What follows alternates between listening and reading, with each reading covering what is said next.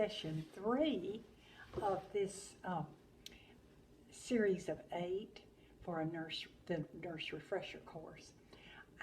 I wanted to just start this with picking up at medications. We do a little bit of medications at each of these first few sessions rather than one whole session on medication itself. So if you have your agenda, turn to page 17, and we had gotten where we left off at session 1 or 2. We were down at the bottom of page 17 on diabetic supplies, and you can read the small print, needles and syringes and test strips and so forth. The only medication I have marked I wanted to bring out was cliamycin, because we're starting ear, mouth, throat, and skin drugs. Under that category, ear, mouth, throat, and skin drugs, cliamycin or cliacin is the only one I wanted to bring up. It's just an antibiotic, very expensive, very good. The next page, 18, go on down to xylocaine or lidocaine, and it's viscous, and it's usually for mouth, sores in the mouth and so forth, just to numb them. The viscous lidocaine. Of course, everybody knows lidocaine numbs. If it's put in medication, it will numb the tissue or the veins and allow infusion without pain. But it's not always good, because it can still scar the tissue or scar the vein, but just doesn't hurt you when it's scarring. The next one on page 18 is Bactroban, and I think I've already talked to the group on the other sessions about Bactroban. If it is prescription, which is the best Bactroban ointment there is prescription. You can get it over the counter and it's all right, but it's almost like using it, I think, is like building up an immunity. It's better to get the powerful Bactroban and just use it very prudently and sparingly, and then put it up on top of the medicine cabinet, never to be touched unless you feel like it is strep or staph, and of course it's good for staph, the staph infection, and just use it for that. And as you know, staph pops up. You have a sore, you try to keep it clean and keep a barrier from germs and dust and dirt getting in. You can do that with Neosporin or just plain Vaseline, just something to keep dirt and trash out of the wound. But if it gets worse, or if another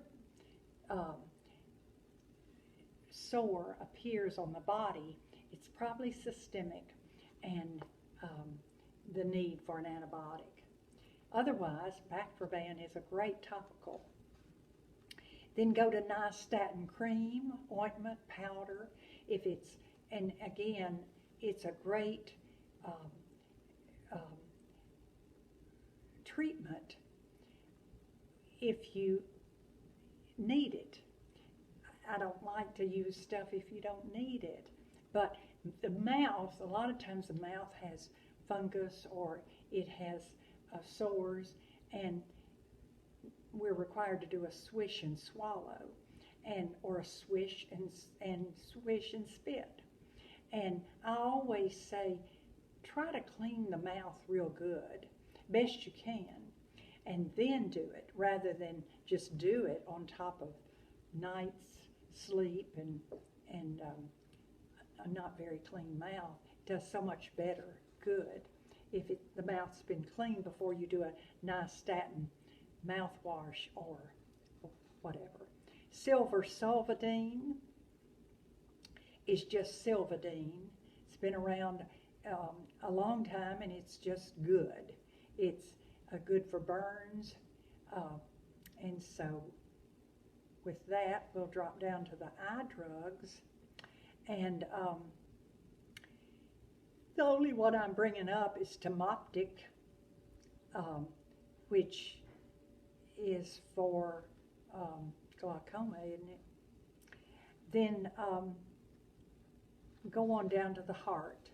And I wanted to spend the rest of these few minutes on the heart drugs. Well, they're heart drugs, but they're also, some are diuretics because the heart gets a rest if it doesn't have to pump so much fluid. So part of the heart management is to get rid of some of the fluid. I just wanted to mention that first one, amiodarone. It's not marked, but amiodarone is good for AFib. Get it back to rhythm. Amiodarone's real hard on the kidneys, but it's good, I think, for a temporary drug because of the ill effects with the kidney. It seems like something else might be tried. Sometimes people will put somebody on amiodarone waiting to have an ablation, and if you all recall, the cardiac ablation is a burning spots on the heart. The physician goes through the ingranal vein and up through the superior vena cava, through that right atrium, the right ventricle, and then up to the pulmonary arteries. And at that point, freezing or with heat or with ice or freezing.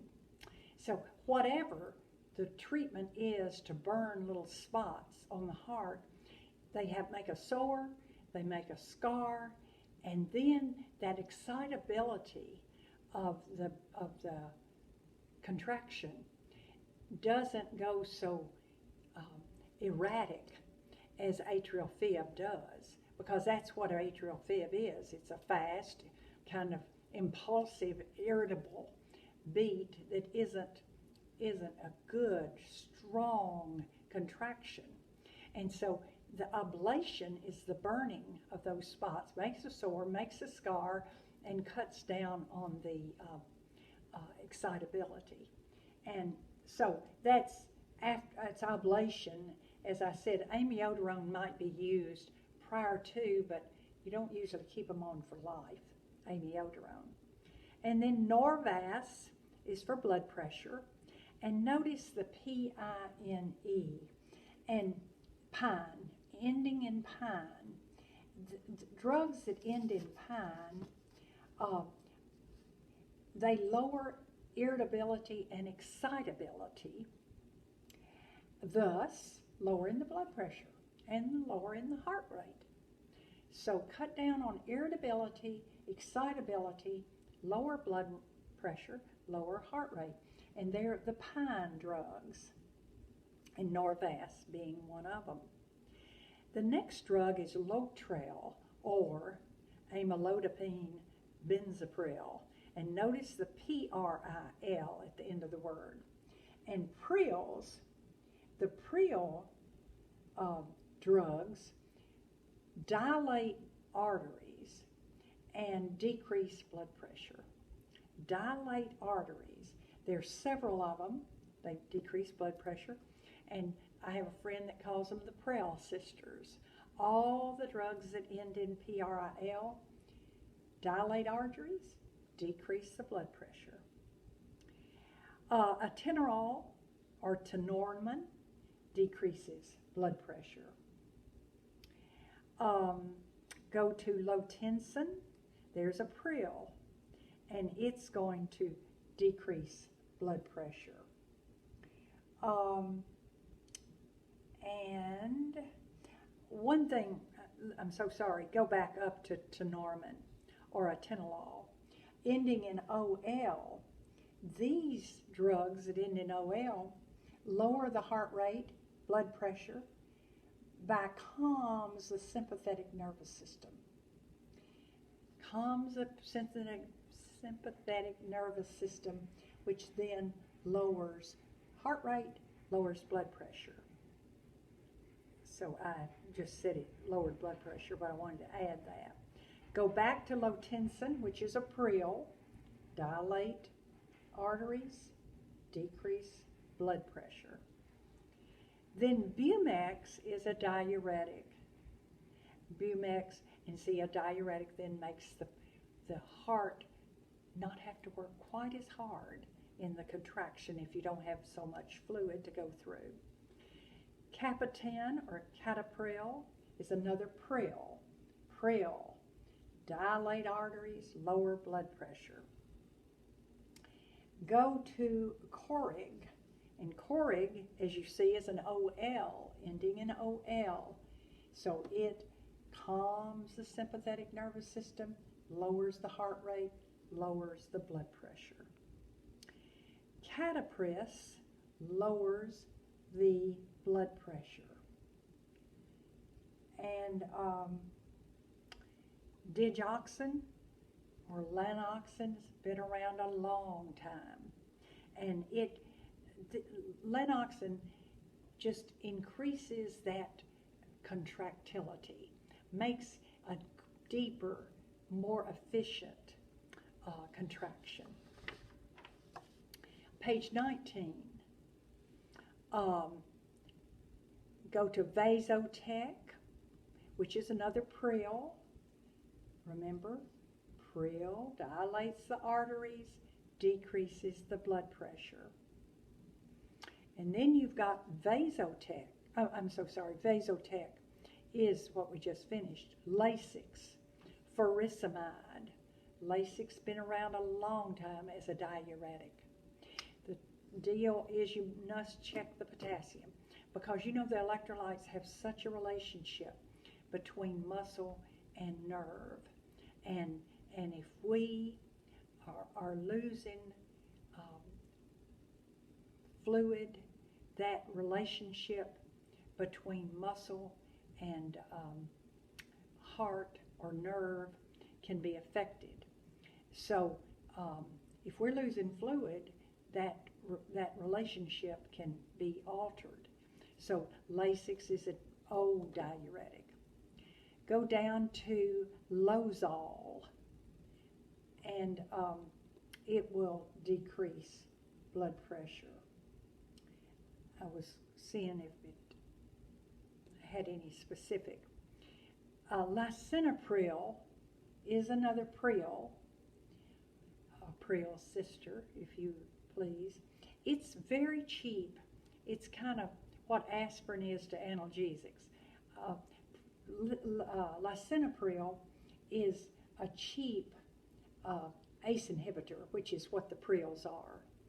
Prills are ACE inhibitors, and you can buy a lot of them for a small amount of money. Now, I'm not sure if I told you in the earlier sessions, but diabetics are often put on an ACE inhibitor, a prill. And the reason is, if you think of sugar in the bloodstream, a diabetic, and little shreds of glass being the sugar, when it reaches the kidneys, you can imagine what little shreds of glass would do the kidneys. So with much pressure, it'll do more damage.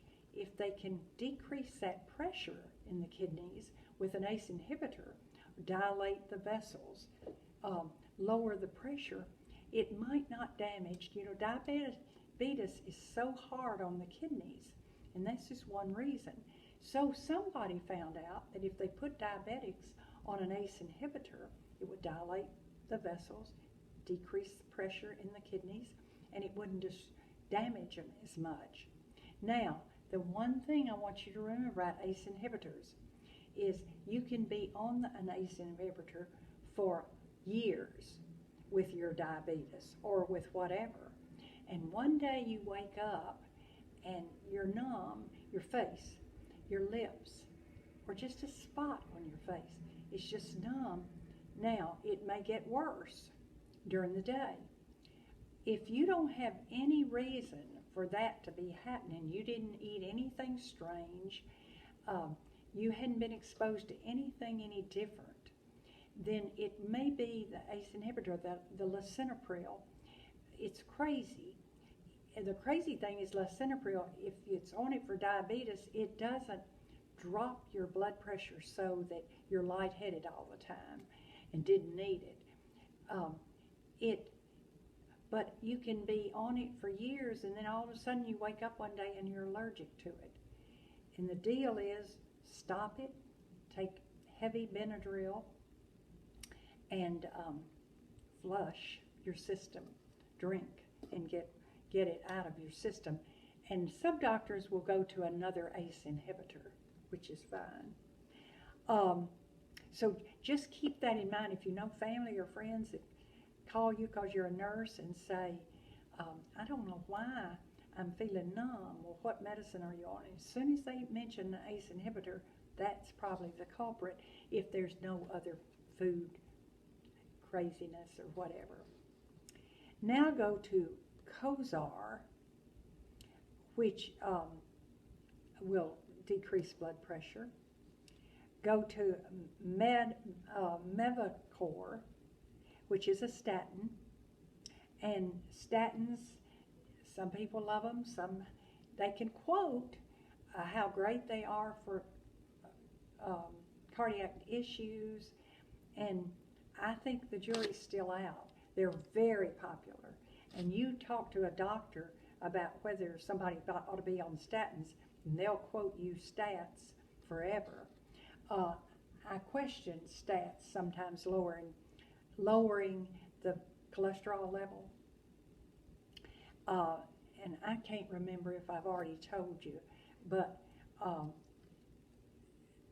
a friend, a dietitian friend of mine, considers cholesterol as kind of our lubricant in our vessels. So if you have inflammation for whatever reason, we have lots of reasons that we have inflamed spots in our body or our veins, that cholesterol will smooth it out almost like a salve. So if you have an inflammation for whatever reason and you cut back on the cholesterol, then that spot continues to get more irritated. It may start collecting blood, which builds up into a clot. So I think the jury's still out on statins because they are supposed to lower the cholesterol, but why is the cholesterol climbing? And I tell the story, this is what I'm not sure if I've told you, on Dick Cheney, the former vice president. He had his cardiac issue, and they said that his cholesterol was too high. So they got it down, and they bragged about it, and everybody was so happy. Well, he has 2 more heart attacks, and the medical community thinks it's because they got it down too low. And his body, in its inflammatory state, didn't have a way to put the salve, or the cholesterol was so low. So it's something to think about. Statins. Then metoprolol, or Lopressor, lowers the blood pressure. And there's an OL. They lower the blood pressure and heart rate and calm the sympathetic nervous system.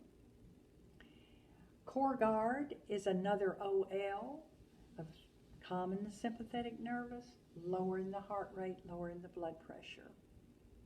Procardia extra strength, and it is a pine. You can see it cuts down that irritability and excitability of the heart, lowers the blood pressure, lowers the heart rate. And there's nitroglycerin, which we know, and of course this one listed is sublingual, and we know that it will calm the heart. One thing I wanted to mention about Procardia, go back right back up to Procardia. It comes in a gelatinous, kind of looks like chlorine hydrate. It comes in a gelatinous capsule, and you can't open it because it's all one piece. And one way you can make it sublingual, if they don't have sublingual, is take your syringe, take your capsule, take a syringe and put about a couple of milliliters of air. Put the syringe at the end of the capsule, you're looking at the side view, go all the way through with your needle to the other side, bring it back to the middle, almost where the entry was. Go into your patient now with the pill on the end of your syringe. Ask them to open their mouth and open their tongue, lift their tongue up, and you put the syringe with the capsule under the tongue and shoot the air in, and all the secretion inside the shell shoot out sublingually. It's a better way than clipping the end of the capsule and squeezing it with your fingers, because you do wear gloves so it won't get on you, but you've wasted about half of it. This way there's no waste. Remember, nitroglycerin tubing doesn't have any ports in it, so you won't accidentally mix any meds with nitro, which will calm the heart rate. Propranolol or Inderol is another OL, which is calms the sympathetic nervous system and lowers the blood pressure, lowers the heart rate. Go down to Acupril, one of the Pril sisters, that's going to dilate the arteries, decrease the blood pressure. Altase or Ramipril, another ACE inhibitor, dilates the arteries, decreases the blood pressure. Then go to aldactone, which is a diuretic, and it will help with our hydration aspect, which once again is helping our heart and relieving some of the load. Go to Mavic. It's not used a lot in this area of the country, Middle Tennessee, but it's a great Pril drug which dilates arteries, decreases the blood pressure. And then Verapamil. And Verapamil calms the irritability of the heart and decreases the blood pressure. It is actually a calcium channel blocker. Just like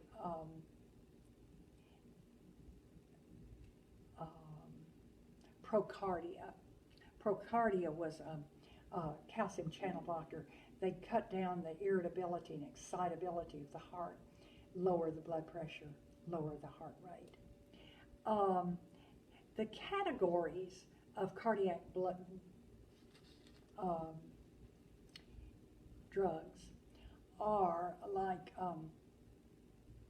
ACE inhibitors, which we've already said, the Prils, dilate arteries, decrease the blood pressure.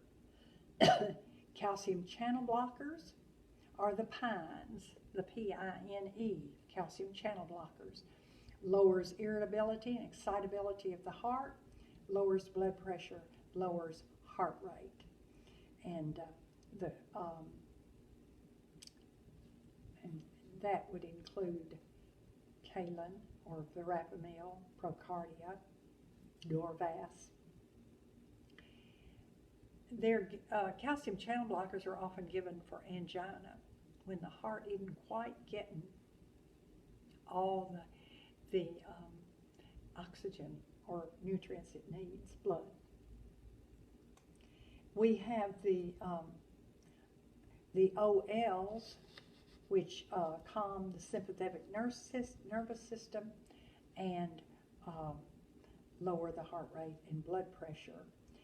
One thing, they're beta blockers, the beta blockers are the OLs, like metoprolol, atenolol. And so the beta blockers lower the cardiac output, lower vascular constriction, and in doing that, they calm the sympathetic nervous system and lower the heart rate and blood pressure. So I said that in different ways, and I hope you got it. One thing about beta blockers is if you're on them, sometimes you have a little irritating cough. And I know people complain if they're in cubicles. They can tell who's on a beta blocker because they keep a little irritable cough. Not a productive cough, just a little irritable one.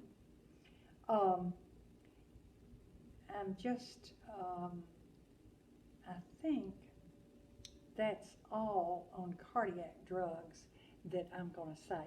And now we'll begin the rest of session 3. All right, continuing session 3, because I did some taping before you all got here on some stuff we didn't tape. And let's go to do a little more medicines. And I think we're on, like, in the agenda,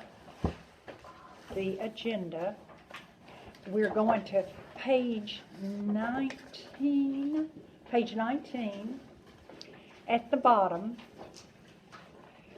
are GI drugs, gastrointestinal drugs. And the ones I've marked to the side are the ones I want us to keep in mind. There's Tagamet. It's been around a while now. It's not ancient, but it's still great. Tagamet or cimetidine. And then Pepsid is the next one, famotidine. Still, both those have been around a while. And then go on down to Prevacid.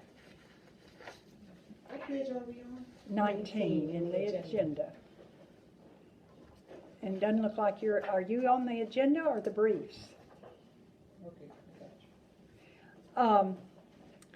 Now, I asked a physician, well, let me go on. Go to the next page, 20. You see Reglan. I wish you'd put beside that, never give it with when a patient has a pheo, P-H-E-O. Do not give when a patient has pheo,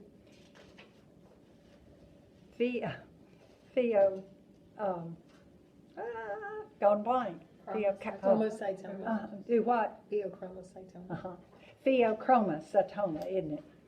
Pheochromocytoma. Pheochromocytoma. And if you'll break it down, pheochromocytoma, it's going to be a growth. And what it is a benign growth on the adrenal gland, on the adrenal glands. And if a patient, Reglan is for the stomach. Come on, it's a GI drug. Then what does it have to do with tumor that sits on the adrenal gland? And I'll talk more about it, but one of the side effects of Reglan is a high blood pressure. Well, a pheochromocytoma is a tumor on the adrenal gland that pushes and shoots your blood pressure up. So if a patient already has a pheochromocytoma, then giving Reglan is going to shoot it even higher. And I bring that up because a student one time who graduated texted me and said, I caught something you'd be proud of. They ordered Reglan for his stomach, and he has a pheo. And I reminded him, and they weren't aware of it. But it's just a little trivia that is really a good thing to keep in mind. Because it can, when you start talking blood pressure, we're talking blow your brains out or blow your kidneys up. The next one is Cytotec, again, for GI, and Prilosec, And then Zofran. Great drugs. People love that Zofran. It's a good drug. The next one, Protonics. We don't need to spend any time. They're so familiar to us, I think. Zantac and Carafate. They're all for GI.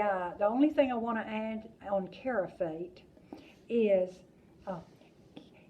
usually it's a ulcer, a sore, and it's not just nausea.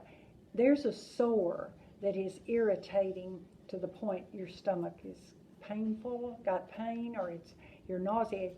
And Carafate, what I want you to realize about it is that this is my description. It's like you melted candle and covered that sore. That's what Carafate does. It covers the sore, and yet it allows perfusion through that covering. So Carafate is a good drug for the GI sore because it allows perfusion. Now, the note about it I want you to keep in mind, if somebody's on it more than 6 weeks and they still have problem, then they've got something else going on with them.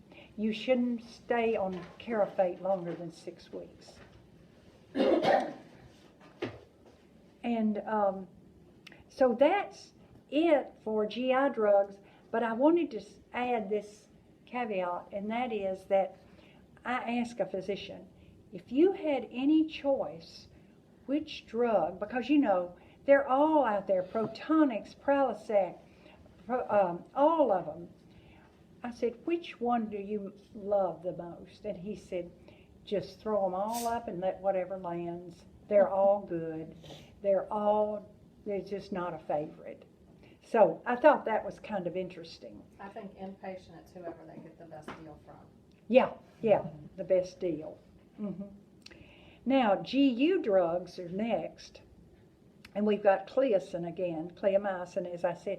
It's expensive, but it's a good antibiotic type drug. And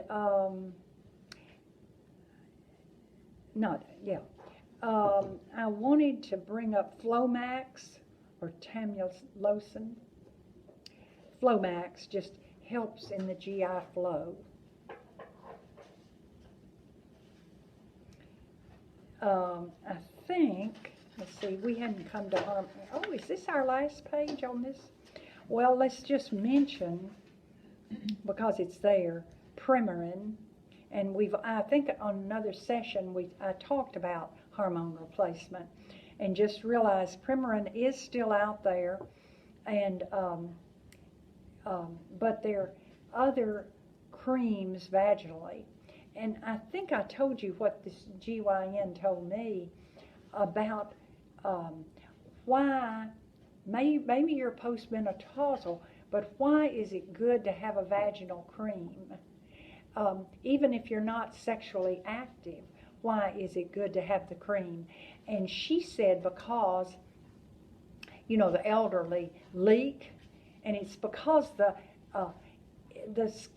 tissue is atrophying and tightening up, and with that, the meatus is getting bigger, and with the tightening and the atrophy, and so somebody leaks because the meatus is getting bigger. So that's why postmenopausal, they'll a lot of times have women on vaginal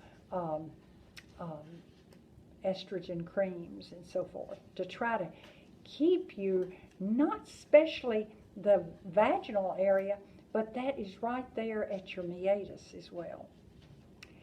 Now, Parkinson's or neuromuscular and seizure drugs. Go on down. See, if I've marked in the margin, the little lines, that's the ones I want you to consider. And there's Tegretol, of course, for seizures. And Sinemet, which is L-Dopa, just underline L-Dopa for Parkinson's. You know L-Dopa helps the Parkinson's. There may be some Do you all know if there's any newer drugs for Parkinson's now? I think there are. I don't have them, but they're having some pretty good results with these drugs for Parkinson's. Klonopin for seizures, Flexeril, Depakote, even though I didn't mark it, but Depakote's good. And then gabapentin or Neurontin, and it's so good for vascular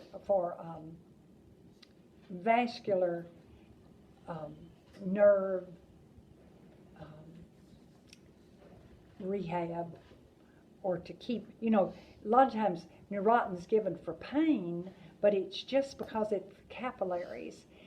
A lot of people have the capillary stinging or tingling, and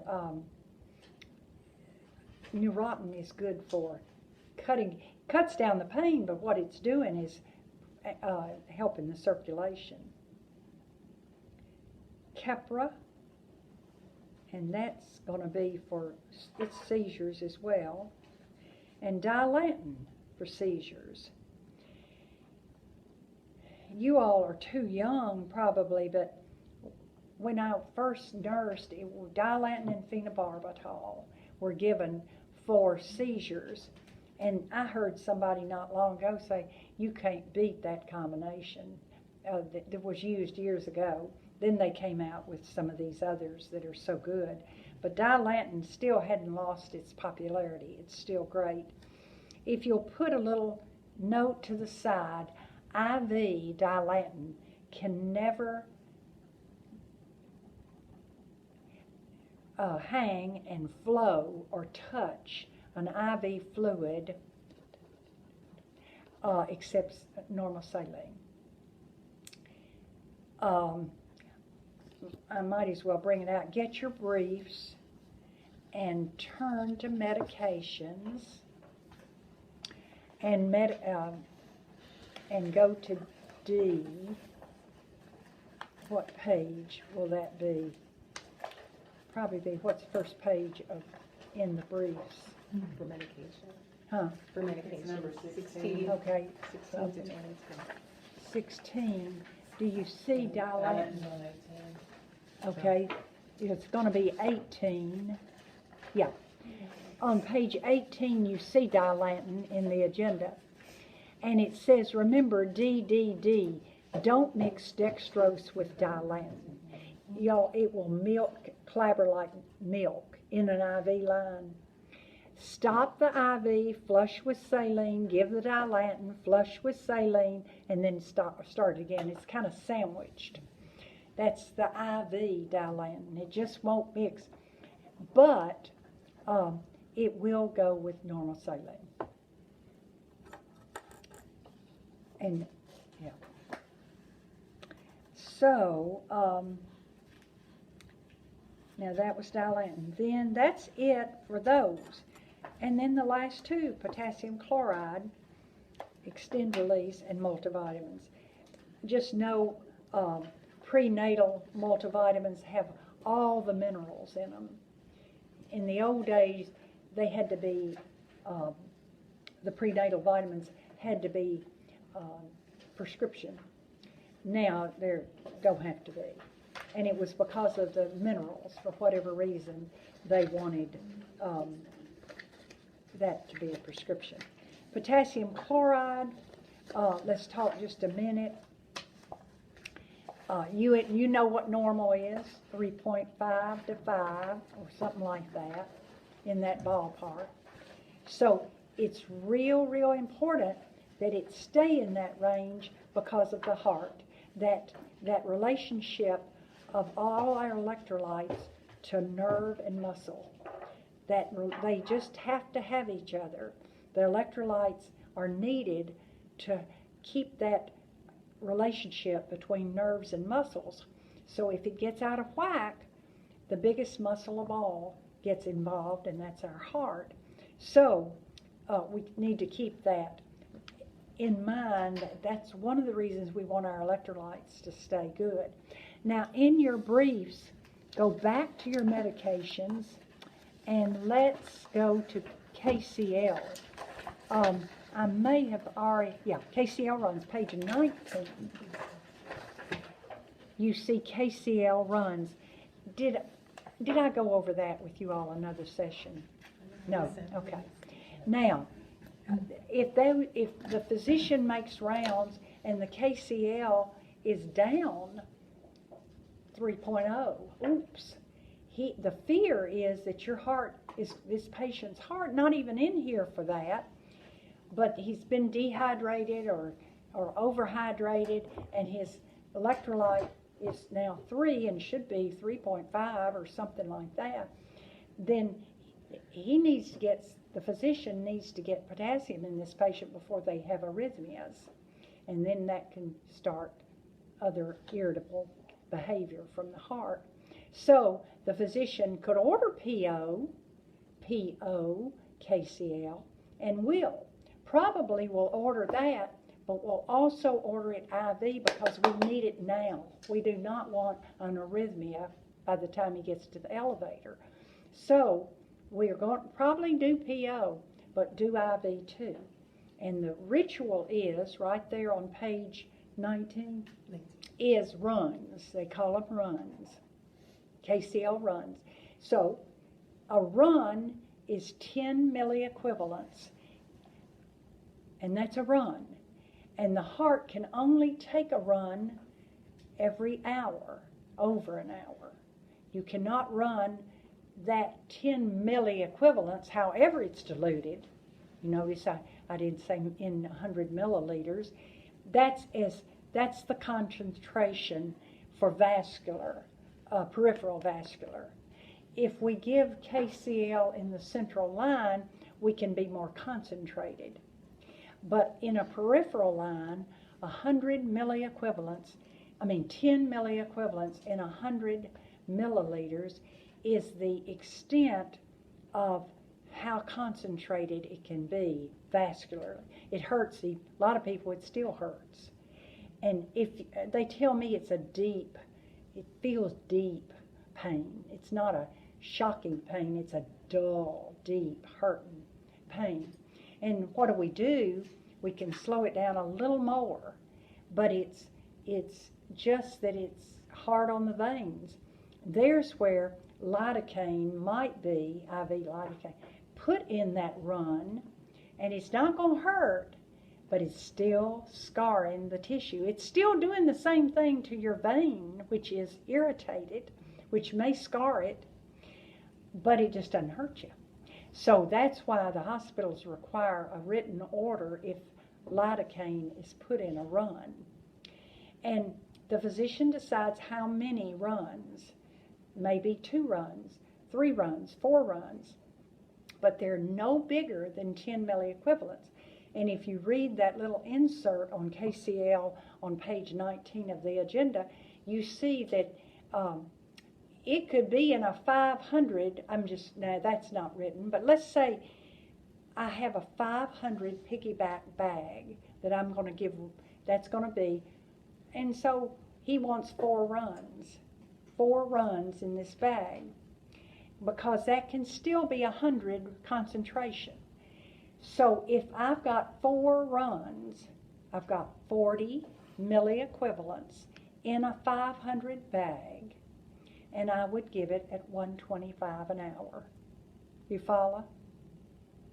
Are you following that, Aaron? Mm-hmm. So 500 milliliters have 4 runs in it, so that 500 is only going to go 4 hours. And to make it 4 hours, I do it 125, 125, 125. I give the example on page 19 of a central line. A central line, we can have it more concentrated because it's not, the subclavian is so big. Now it's going to irritate it, but it doesn't really hurt people concentrated like that. I've never known a patient to say, "My, that IV's killing me." They just don't. It's just too big, I guess. But you can make, here's a little 50 milliliter bag, and I can put 2 runs in there, but I have to run it at 25 an hour. to make it that 10 milliequivalents. Every 10 goes an hour. So if I had a 100 bag with 2 runs, I'm going to run it 50 an hour. So that's your KCL run, and it's and a physician told me, he said, I love POK better than IV, but they have to order the IV for fear you're going to go into an arrhythmia before they get to the elevator. All right, now let's look at, go to the agenda page. Is it the first page of medicines? Is what page? 16. I don't find it. I'm not going out here. Page 16 or whatever. Yes. Is it 16 for medicines? And just a minute, I want to look at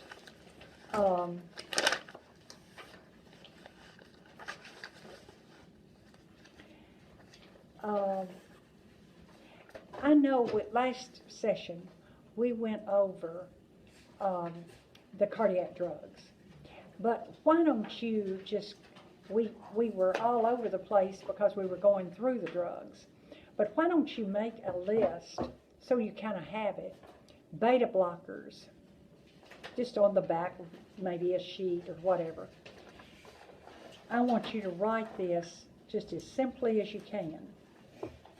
Beta blockers lower cardiac output and lower vascular constriction. They calm the sympathetic nervous system and thus lower the heart rate and the blood pressure. Beta blockers. And why don't you write, put in parentheses, OL. You know, they end in OL. OL, beta blockers, lower the cardiac output, lower vascular constriction, calm the sympathetic nervous system, which lowers heart rate and blood pressure. Calcium channel blockers, back to the electrolyte or the minerals and their relationship with nerves and muscles. Calcium channel blockers lower irritability and excitability of the heart. Lower irritability and excitability of the heart, thus lowering the blood pressure and the heart rate.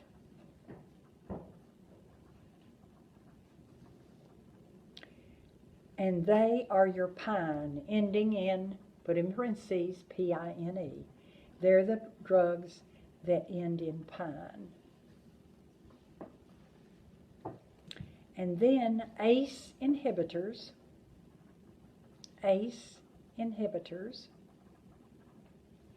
dilate the arteries, and there they decrease the blood pressure. Dilate the arteries, decrease the blood pressure, and put in parentheses, they're your prils, PRIL. Now, you know, we've got the others that aren't in any category, like Lanox, and we brought that out. And diuretics help us out. Amiodarone for atrial fib. Now put MAO, capital M, capital A, capital O. The MAO inhibitors, MAO inhibitors are for depression.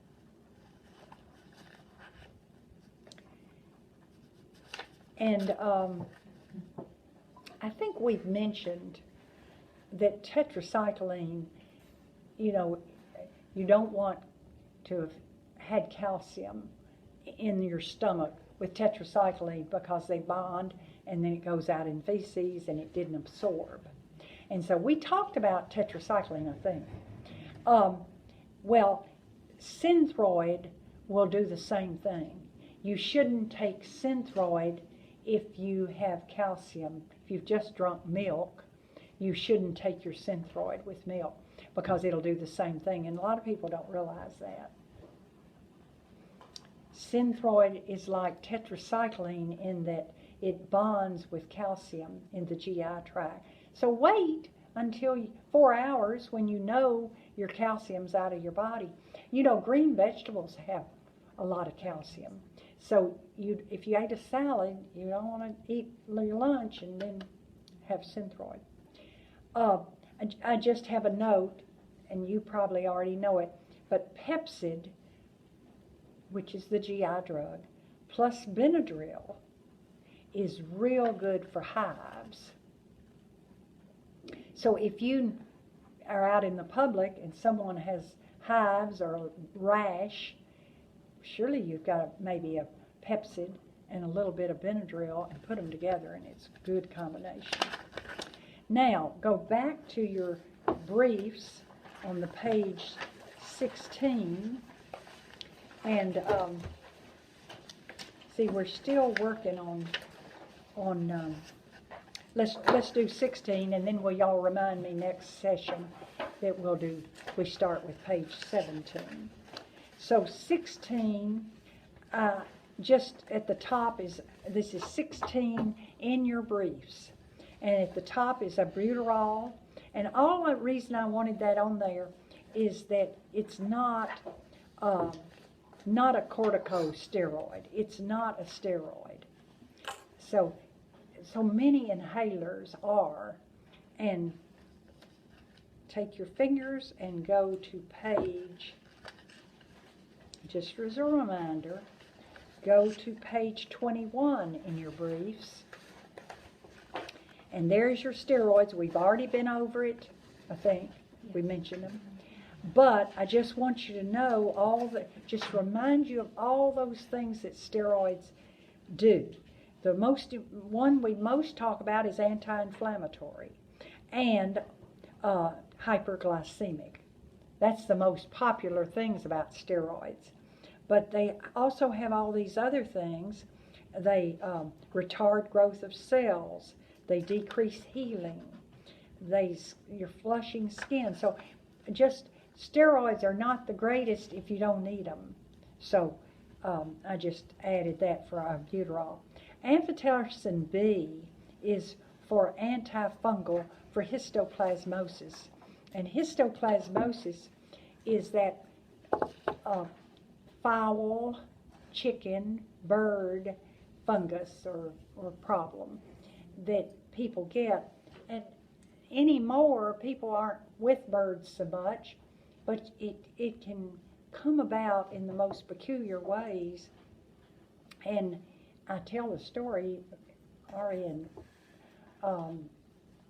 Robin may remember, a man who's an organist in one of the churches here in town had lung problems, not a smoker, not a painter, doesn't put in asbestos.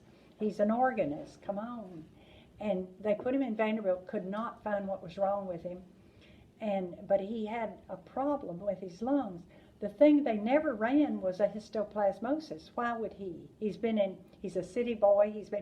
He lived on Woodmont where the old Nashville Zoo was, and his house was built where the apiary was, where the bird house at the zoo was. And the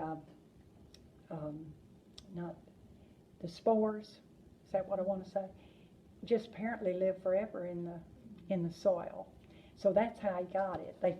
Somebody thought, wonder if he's got histoplasmosis. How would he have histoplasmosis? So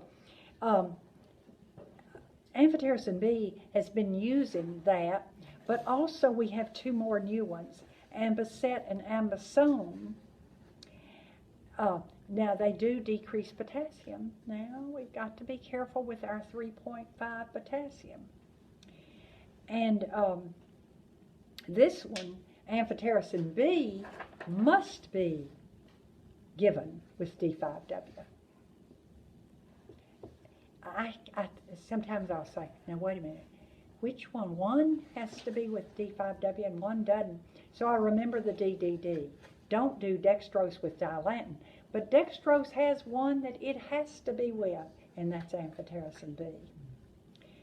Photosensitive, sometimes they're hung, piggyback, IV in a brown bag. But they're hard on the kidney. And so a lot of times they'll flush with just saline before, flush with 250 to 500, just saline to kind of flush the kidneys and make sure they're not dry to get this drug that's going to be hard on them and burn them. I had a student one time, it was our last clinical, and she got what we thought, I didn't check her, she just got it and went to hang it. And it was last clinical, she felt confident to hang.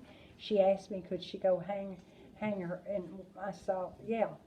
I didn't know it was ampicillin she thought she was given. It was in the brown bag. She started it, and a nurse passed the room and saw the brown bag and knew the patient was on ampicillin, or knew and thought, wonder why there's a brown bag around ampicillin. And so she went in, and the student had hung amphotericin B without flushing. And so, of course, we stopped. She hadn't gotten it but about 30 minutes to 45 minutes. I mean, this hospital wanted to ban students. Lawyers were met. It was terrible, only because she didn't check. As I tell people, it's all in our ballpark if we'll check. And they didn't throw us out because the argument was, we'll never get nurses if we don't have students. We've got to have students. You know, we'll sometimes get a patient that only wants an RN, won't let us take them. And I don't tell them, but I want to say, and praise the Lord, somebody before you let students take care of them, not like you. That's what I want to say. Okay, Ancef or Kefsol. Kefsol is the liquid.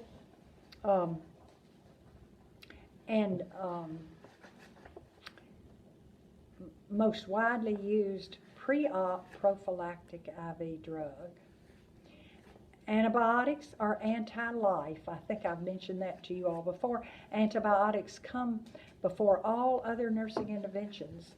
I mean, we've got to get those, stay on schedule. Then we've already gone over the antipyretic, analgesic, anti-inflammatory, and Ari, we brought out how Tylenol is not anti-inflammatory.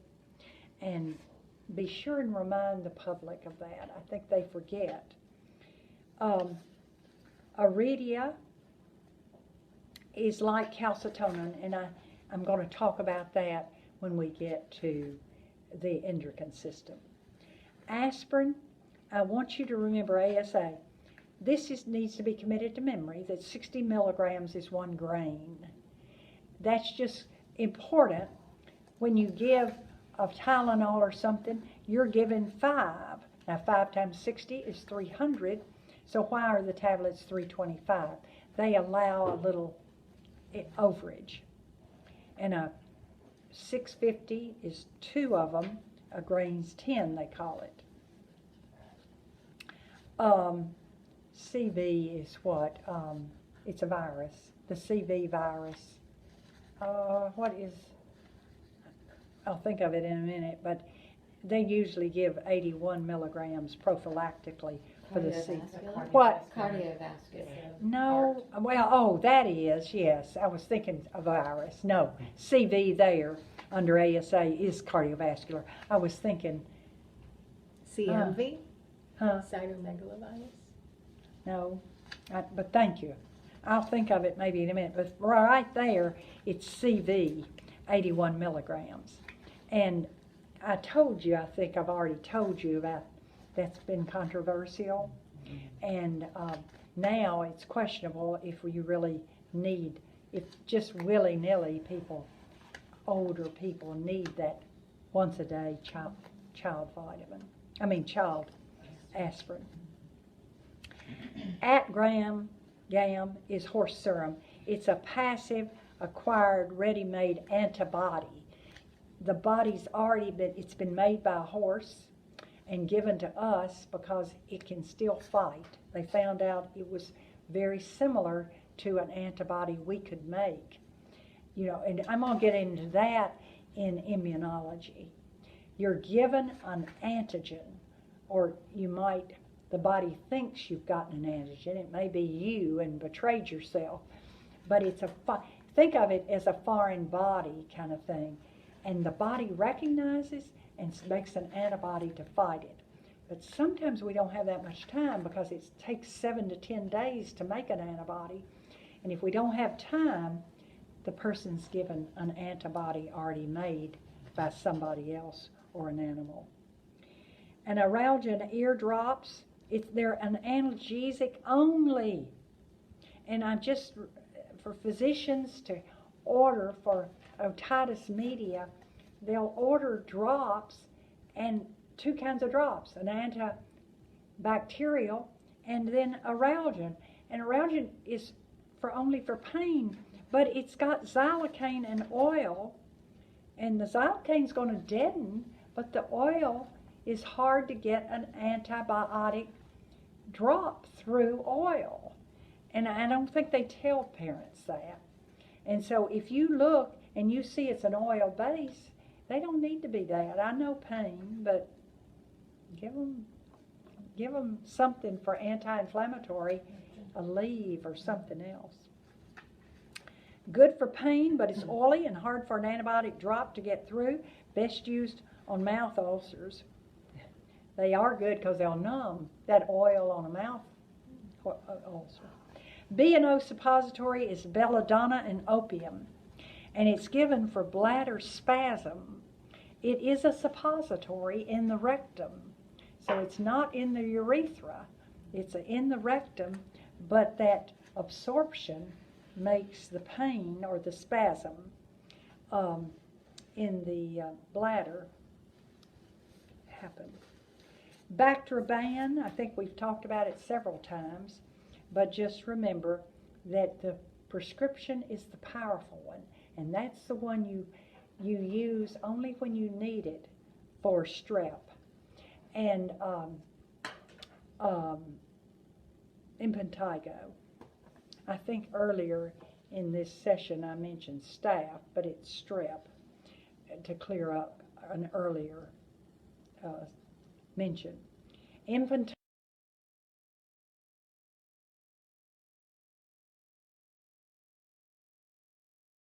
I was blown. So when I do the camp nursing, the boys get sweaty and dirty, and any scratch starts, it's open for strep. And so impetigo will happen a lot in campgrounds. And so the Bactroban's wonderful topically, and most of the physicians at the camp would rather do that than a systemic antibiotic, if we can get by with it. BAD, I think we've been over, it is not universal. Benadryl, Ativan, and Decadron, and it's a combination IV drip physician's order for nausea and vomiting. And it's usually chemo. That means it's not just your run-of-the-mill nausea. There's your baby aspirin. BASA is, I think, fairly universal for it. Benadryl is diphenylhydramine. And, of course, it's an antihistamine, so anytime you're itching, you get the Benadryl. And then Bumax is a diuretic. It's actually 2 medicines in one. Okay. Next time, let's start on page 17. Y'all will remind me, won't you? And we'll do Bydureon. And they're going to deal with diabetes, and we're going to have a whole session, I think, session 7 will be diabetes.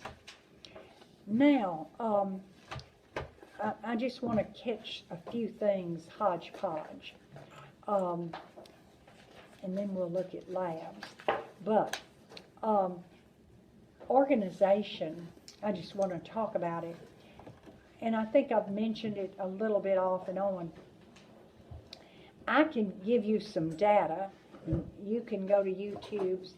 But when you start work any place, a clinic or any place, time management is big. And I just think, and maybe I've already gone over with you, the best way is to organize hours in the morning, 8, 9, 10, and everything right this minute that you know you're going to do at 8 o'clock, 9 o'clock, and however many patients you have. List everything you need to do with each one of them by the room number. I need vital signs, I need a bath, all at a certain hour. That's my biggest drawback. And Melanie, I don't know whether you could hear my frustration with them. They just won't organize because they think they know. Melanie was with me, and this was their first day with me, and they just won't adopt what I present because they're techs and they've had 9 and 11 patients, and they just aren't convinced that organizing by hours, because they've done fine the way they do. And I tell them they hadn't had 6 and 7 patients at once. You do need to organize. Do you do hourly? Yeah, you just have to, I think. Organize yourself hourly. It won't be the answer to everything, but it sure does help to do hourly. Universal precautions, and some of this I can't remember if we've talked about or not, but repetition's the mother of learning. Some things I know we've talked about. But universal precautions are anytime it's body fluids, they want us protected hands. And if there's any chance of splashing, they want the goggles.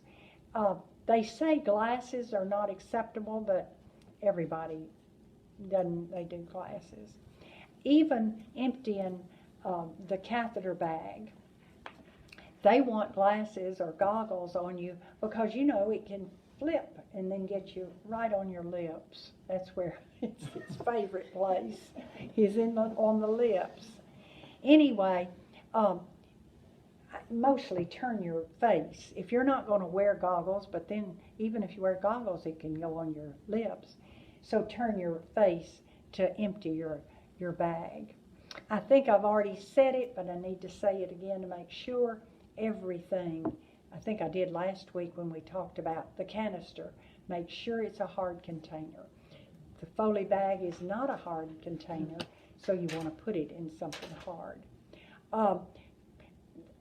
When I was in nursing school and right out of nursing school, which was 50 years ago, but they didn't want us to wear gloves because it made if you clean their dentures, don't wear gloves, they said, because it makes them sensitive.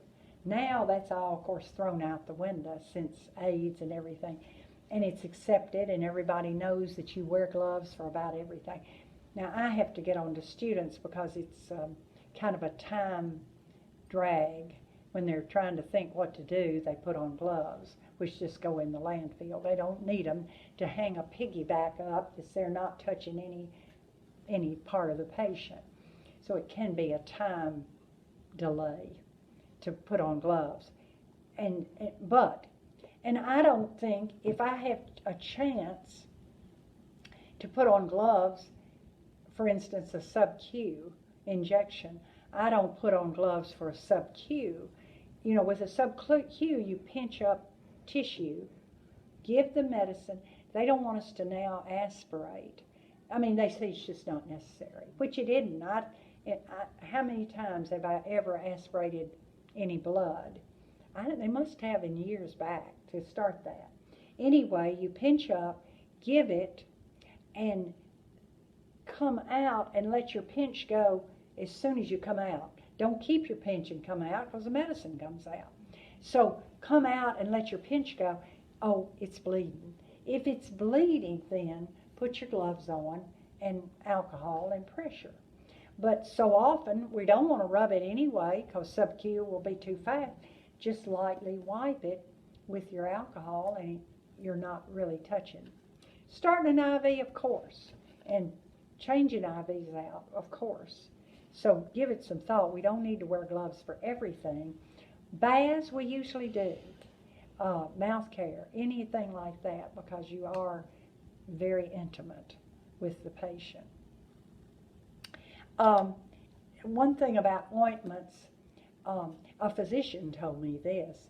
You know, hydrocortisone cream, 1%. It's a cortisol. You know what it does? It masks symptoms. Steroids mask. So if you have a poison ivy or something, people put hydrocortisone on it to keep it from itching because it has that antihistamine aspect. You're not curing it, of course, but you're cutting down that inflammation as far as irritating you. And that's all it does is symptomatic, palliative, hydrocortisone cream. And a physician told me that, so 1% I can buy at the corner drugstore. 2% I need a prescription. And it's just more powerful. So you have a bad case of poison ivy. The 2%, I want to see if my doctor friend will write me a hydrocortisone 2%. But a physician said to me, I didn't ask him. He brought it up. I don't know how we got to talking about it. He said people want 2% hydrocortisone. He said, but Lamisil that's over the counter is better than hydrocortisone 2%. So over the counter, Lamisil. I think it's for fungus. It is But, Lamisil. But it's a great antihistamine type. It'll do what hydrocortisone 2% will do, according to this physician. And I've always thought that's an interesting thing because you can just get Lamisil. It's not cheap, though. It's, in my book, it's not cheap. Now, I do want to just, and here this is just hodgepodge. I'm just hitting different things. Then we'll settle on lab work shortly. But I wanted to bring up congestive heart failure, and I think we've already talked, but I just we were talking on the go about congestive heart failure, but I just wanted to emphasize it again because I think we talked about it when we talked about cardiac drugs. But just realize that the blood, we'll say, starts at the superior vena cava, right atrium, right ventricle, up to the pulmonary system, gets the oxygen, gets rid of CO2, takes this oxygen back in us to the left atrium, the left ventricle, and then out the aorta, which is our cardiac output. So it's a beautiful thing. And I think I told you on ablation, the physician sends that tube up into the right, left, and at the pulmonary arteries does his burning of the heart to make scar tissue so the excitability calms down. Well, if your pump is not great, and I think we've already talked about it, but I just need to say it again. If the pump is not doing as good a job as it should in its contraction, then we're not moving the blood quickly enough through the lungs, and it's getting clogged somewhat, and that's where you're dyspneic.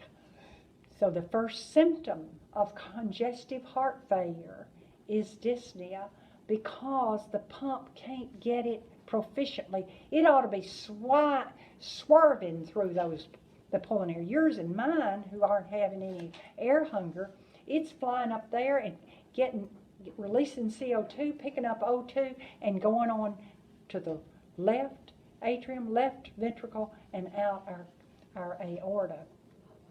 So, that's our first symptom. And that's why the patient thinks, well, I'm just anxious, calm down.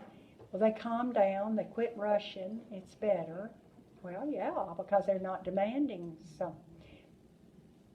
But it's lasting, we've noticed it's just doing it too much, so they go to the doctor. The doctor checks them and realizes the heart is not pumping and emptying. They can listen to the sound. I'm not into cardiology, but they can tell the sound isn't as good, or the S1, 2 and stuff. Then take your briefs, and now we're still talking about congestive heart failure, but take your briefs and go to page 15 in the briefs, and under B is in boy, you see BNP, B-type natriuretic peptide. It's a diagnostic test for congestive heart failure, and if it's over 100, you've got heart failure. And that didn't, well, it was just a little bit. That's again like the pregnancy thing. Either you're pregnant or not. If it's over 100, you're in failure. You may not be in horrible failure, but your heart is failing. And so BNP. And so you went to the doctor because you were dyspneic. The doctor doesn't like what you're, well, and does EKG too, and realizes and may do a BNP, and you're 105. Well, you're in failure. And so they will give you probably digoxin to make that contraction better, and a diuretic to get the fluid down so the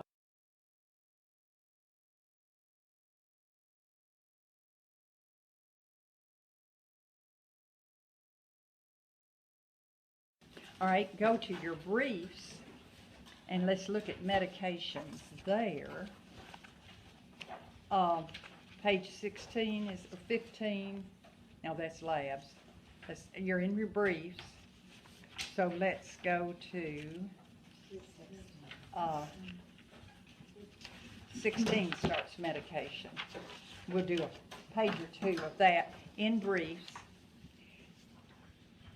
And start with albuterol. Just keep in mind the steroid properties of nasal aids. This is not a cortisol opening, not a cortical opening airway passage medication.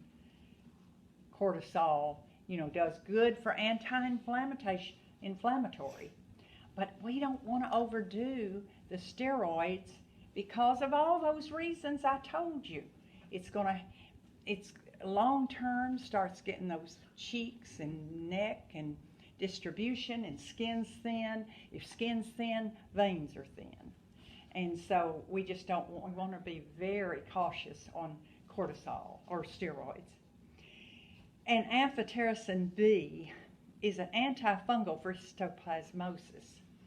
And it's also include, these are just two others, Albacet and Albazone are antifungal meds. The thing about amphotericin B, it decreases potassium. So you got to watch somebody's potassium. And then this is important, and I hope pharmacy would alert you, but you mix amphotericin B maybe months or maybe years, and you go back to the doctor, and maybe your dyspnea is not even present. You think you're doing fine, but doctors always look at your feet and ankles and notice a little swelling. Well, the heart is given more problem because now, even on the drugs, it's not bringing the fluid back from the extremities. The pump is just not good enough to pull it back. And then I think I talked last week about the drug Zeroxolin. Remember, on page, just to remind you, page 22, Zeroxolin enhances the diuretics. So the physician at some point, not the first time you have edema, will increase your diuretic, increase your DIG, and you'll try that a year or so. And then it's just getting so high and you're so dry, the physician gives the Zeroxolin. And so I've been over a little bit, but I wanted to emphasize it just a little more. Dyspnea, and then it goes to edema. And it's all because the heart is having trouble pumping. Now I want to do, let me talk just a little nutrition. And I sometimes hesitate to talk nutrition, and we'll take a little break. I sometimes hesitate to talk because everybody has their idea about nutrition, me included. And I'll get a little more on it when we talk diabetes. But I think it's so important to realize that fat has gotten a bad rap. And fat, we've got to have some fat in our diet to absorb the fat-soluble vitamins A, D, E, and K. And if you cut back fat, you can take all the multivitamins in the world.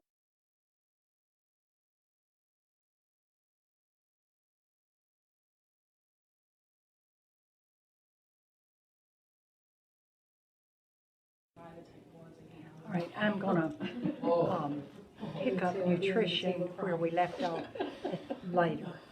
And so I want to continue now with Now when you take it home, when you've answered enough questions, it just shuts off.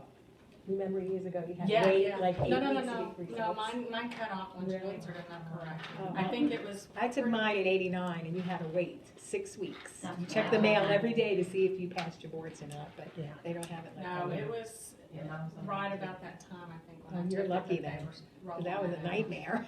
Wondering every day, did I pass? I know it. All right, let's get back. Let me talk just a little bit on hepatitis. And first off, it's a virus, and it is transmitted, well, they say infectious, or hepatitis A, which is another name is infectious hepatitis, and it is only transmitted through the mouth, fecal material. And so it is a virus, and it's going to do havoc just like any other transmitted hepatitis virus, but it's just fecal material has gotten into something that you get into your mouth. Either you licked your finger on some money as you counted it, and it had somebody before you had fecal material on their fingers when they handled it, and they had the hepatitis virus. Or you drank some water that had been contaminated from fecal material that had hepatitis, a virus. That's A. Then it goes B, C, D, E. I'm not sure how far. I think B, C, D, E. I'm not sure if it goes higher than that, but all the others are called serum hepatitis, and they're transmitted through excrement. Through blood, semen, secretions,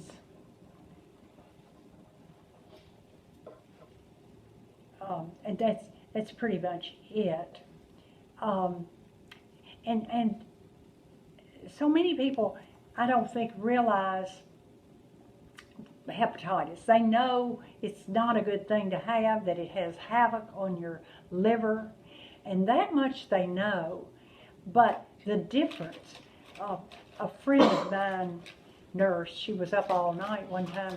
She came to work. She said, I was up all night in the ER with my drug abusing daughter who has hepatitis, and she's been kind of on the street. And she said, they called me. I went to the emergency room. I brought her home, and but they said I need to feed her only on paper plates, get rid of her sheets, burn them after she slept on them, and I need to destroy everything she really touches. And I said, now that isn't right. I.e., she's got serum. She's a drug user. So it's going to only be transmitted through her blood. And she doesn't have semen, so there we go. So it's just her blood. So she can be eaten after. It's transmitted through her blood. They didn't, and I said, she said, well, I didn't think it sounded right. And she's a nurse. I mean, you just don't know. And she said, this friend said, I did the call line and asked them if that was right, and they said, yeah, that's good. Well, when people answer you that way, they just, it was 11 to 7, I guess graveyard shift. They just manned it. They hadn't put anybody in anything about hepatitis. So when you are talking to people, just it's so simple. A, fecal material. B, semen, blood. Now, help me, y'all. High school kids are getting the hepatitis shot. C, is it, or B? It's C, isn't it? You're getting one of them. One of them. It doesn't matter. Because my daughter just went to college, and there was a whole list they had to get before they could go.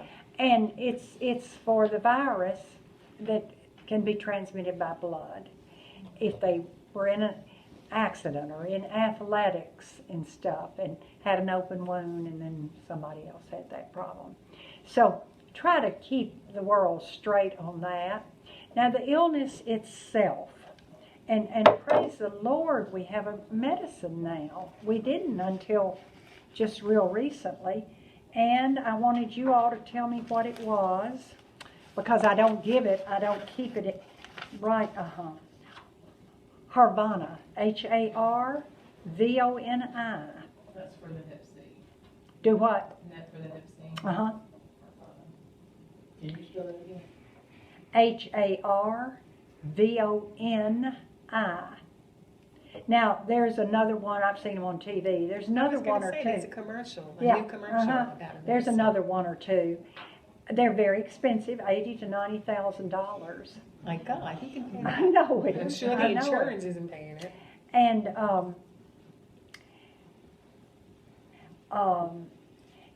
but there are more than that. I think that was the first one that came out. It was just so glorious, because until then, all you could do was rest your liver, because that is where the problem is the liver gets infected with the virus. And viruses, nothing kills them. So I'm not saying Harvoni kills the virus, but it arrests it. And do you know, before it came out, I had a friend that had Hep C, and just yellow, the sclera, just yellow. Went to the doctor, and the doctor, there's no drug then. Now there is.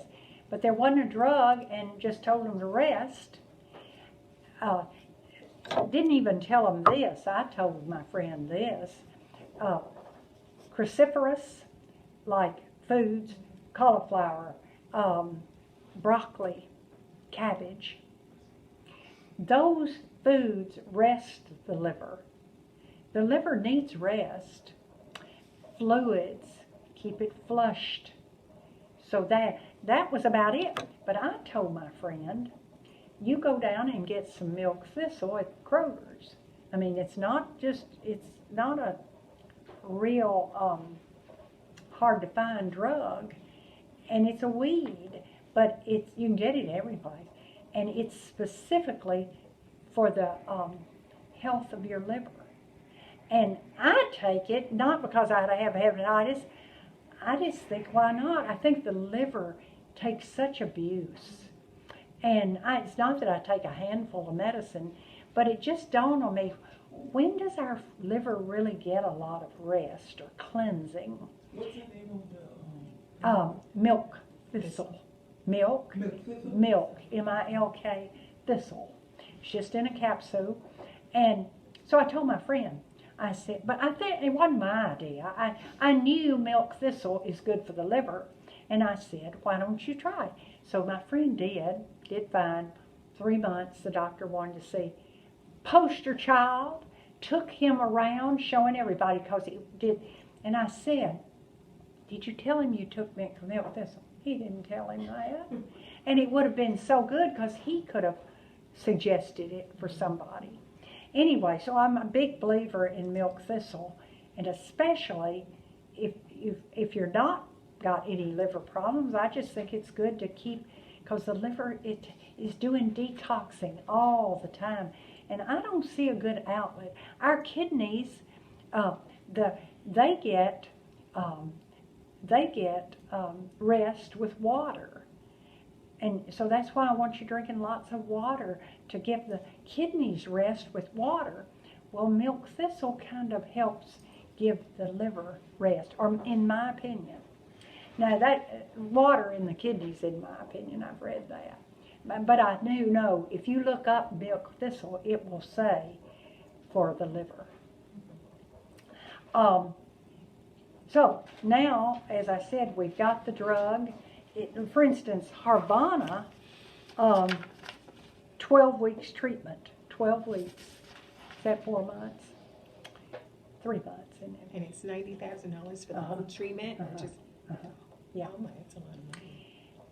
Now, it may have gone down now since they've got a little competition with others. I don't know. Be interesting. I might ask. I have a pharmacist friend. When I ask them. I think that's all I want. Oh, yeah. Oh, I need to say this on hepatitis. So the nurse pricks herself, on a needle, and the patient hadn't been checked for hepatitis. So they take you, or if they have, they take you to the emergency room, and you're given gamma globulin. Gamma globulin. Gamma globulin is a already made antibody. So when you pricked yourself, you introduced an antigen into your body, and if it had the hepatitis virus, then your body starts making antibodies, but it's going to take 7 to 10 days.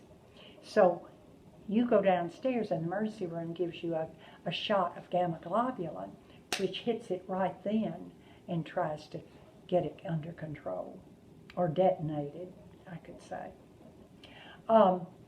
So keep in mind, when you hear gamma globulin is an antibody already made. You and I make gamma globulin. It's part of our blood. We make our own, but we also need some help if we're given a foreign substance. Body's pretty wonderful. Now, I think that's what I want to say on hepatitis. I've gone over with you all films that I want you, you don't have to check them off, but did I go over a list with y'all? Good. I just wanted to make sure I did. Yeah, great. Huh? You think so? Yeah, okay. You have a list there. Yeah. Okay, good. That's what I want to make sure. Now, one refresher last time told me that she likes rn.com for Googling, and that you can find all kinds of wonderful things under rn.com. She specifically liked the blood gases. Now, you may have thought you kind of understood it last week, but she loved tit-tat-toe. T-I-C, tit-tat, T-A-C, toe, T-O-E, for blood gases. But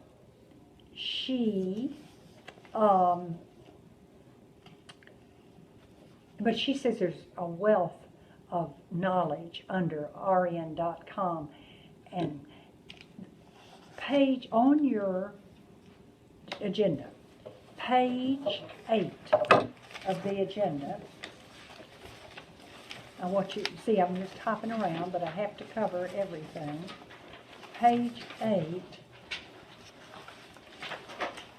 you're going to find this page.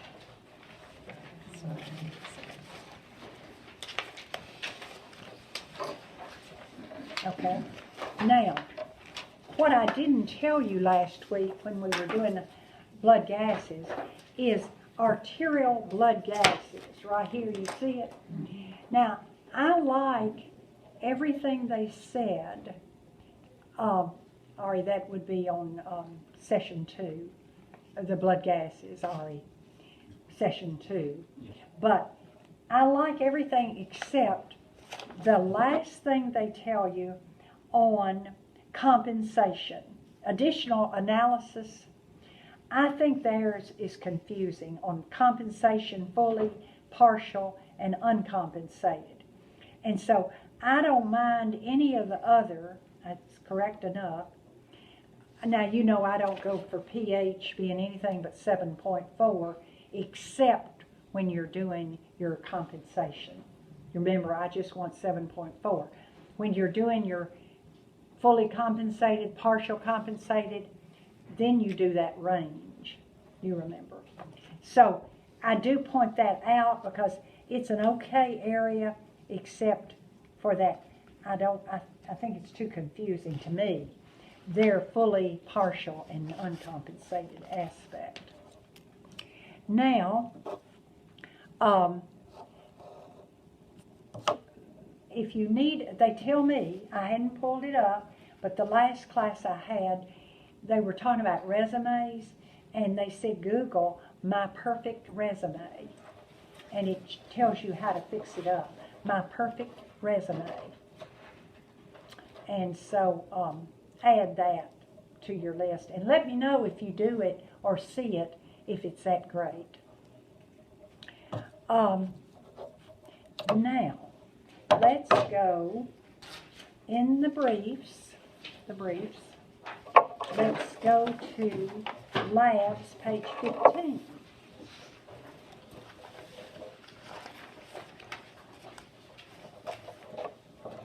And we just have one page of them, but in the agenda, there's also some. So, we're not going to go every one of them. Well, some of them we might skip over.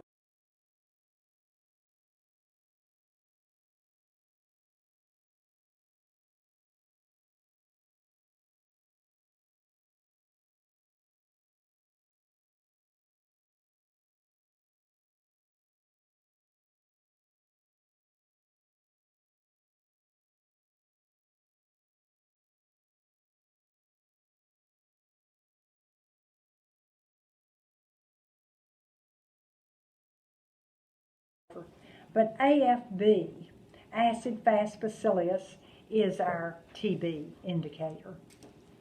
AFB, TB. The ABGs you already know. We've already talked about arterial blood gases.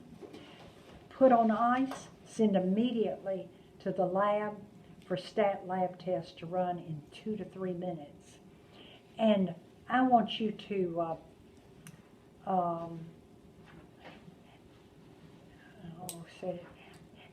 you know, they do arterial. That's what the title says. And I think we mentioned last week, a physician might get them, or respiratory therapy.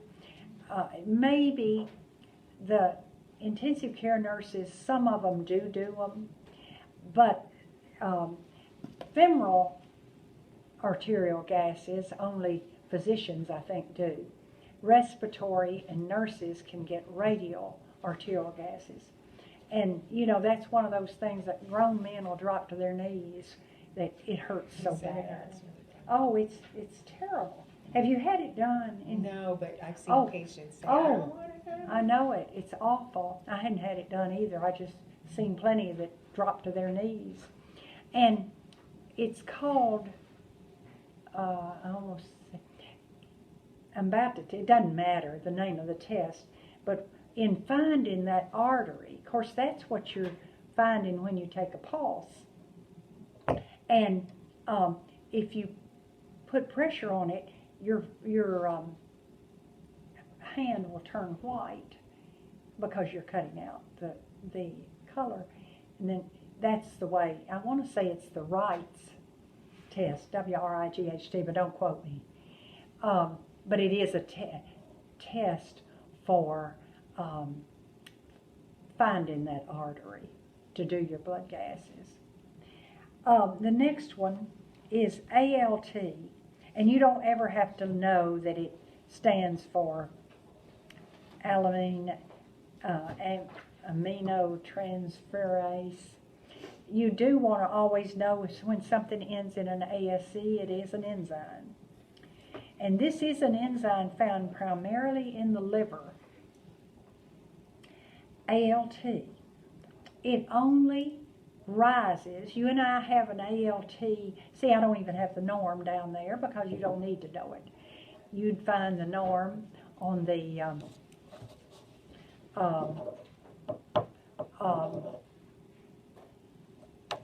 the MAR, or the electronic MAR. It's not one of those that I thought was important enough to put on the card for you to carry around one more thing in your brain. But you and I have a normal amount, but if our liver is having some difficulties, it's going to shoot up. It's an enzyme that shoots out if we're under some problem with the liver. Go to the next one, AST, and again, it's an enzyme found in the heart, liver, skeletal muscle, kidney, brain, and lungs. So it has a normal amount in you and me, but if we have a problem in one of these areas, it's going to shoot up. Now, where is our problem? Well, you checks and balance. If we have one that is, if our ALT is high, then, and the AST, I bet it's liver, because both of them are high. So you just have to do process of elimination. Now, I want you to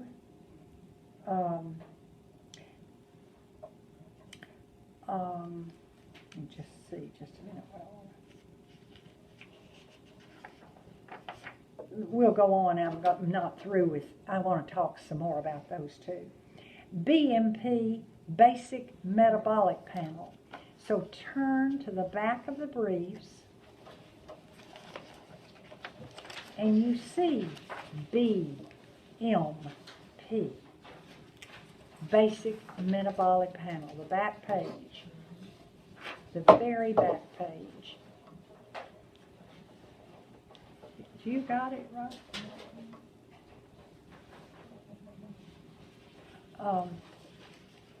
It looks like this.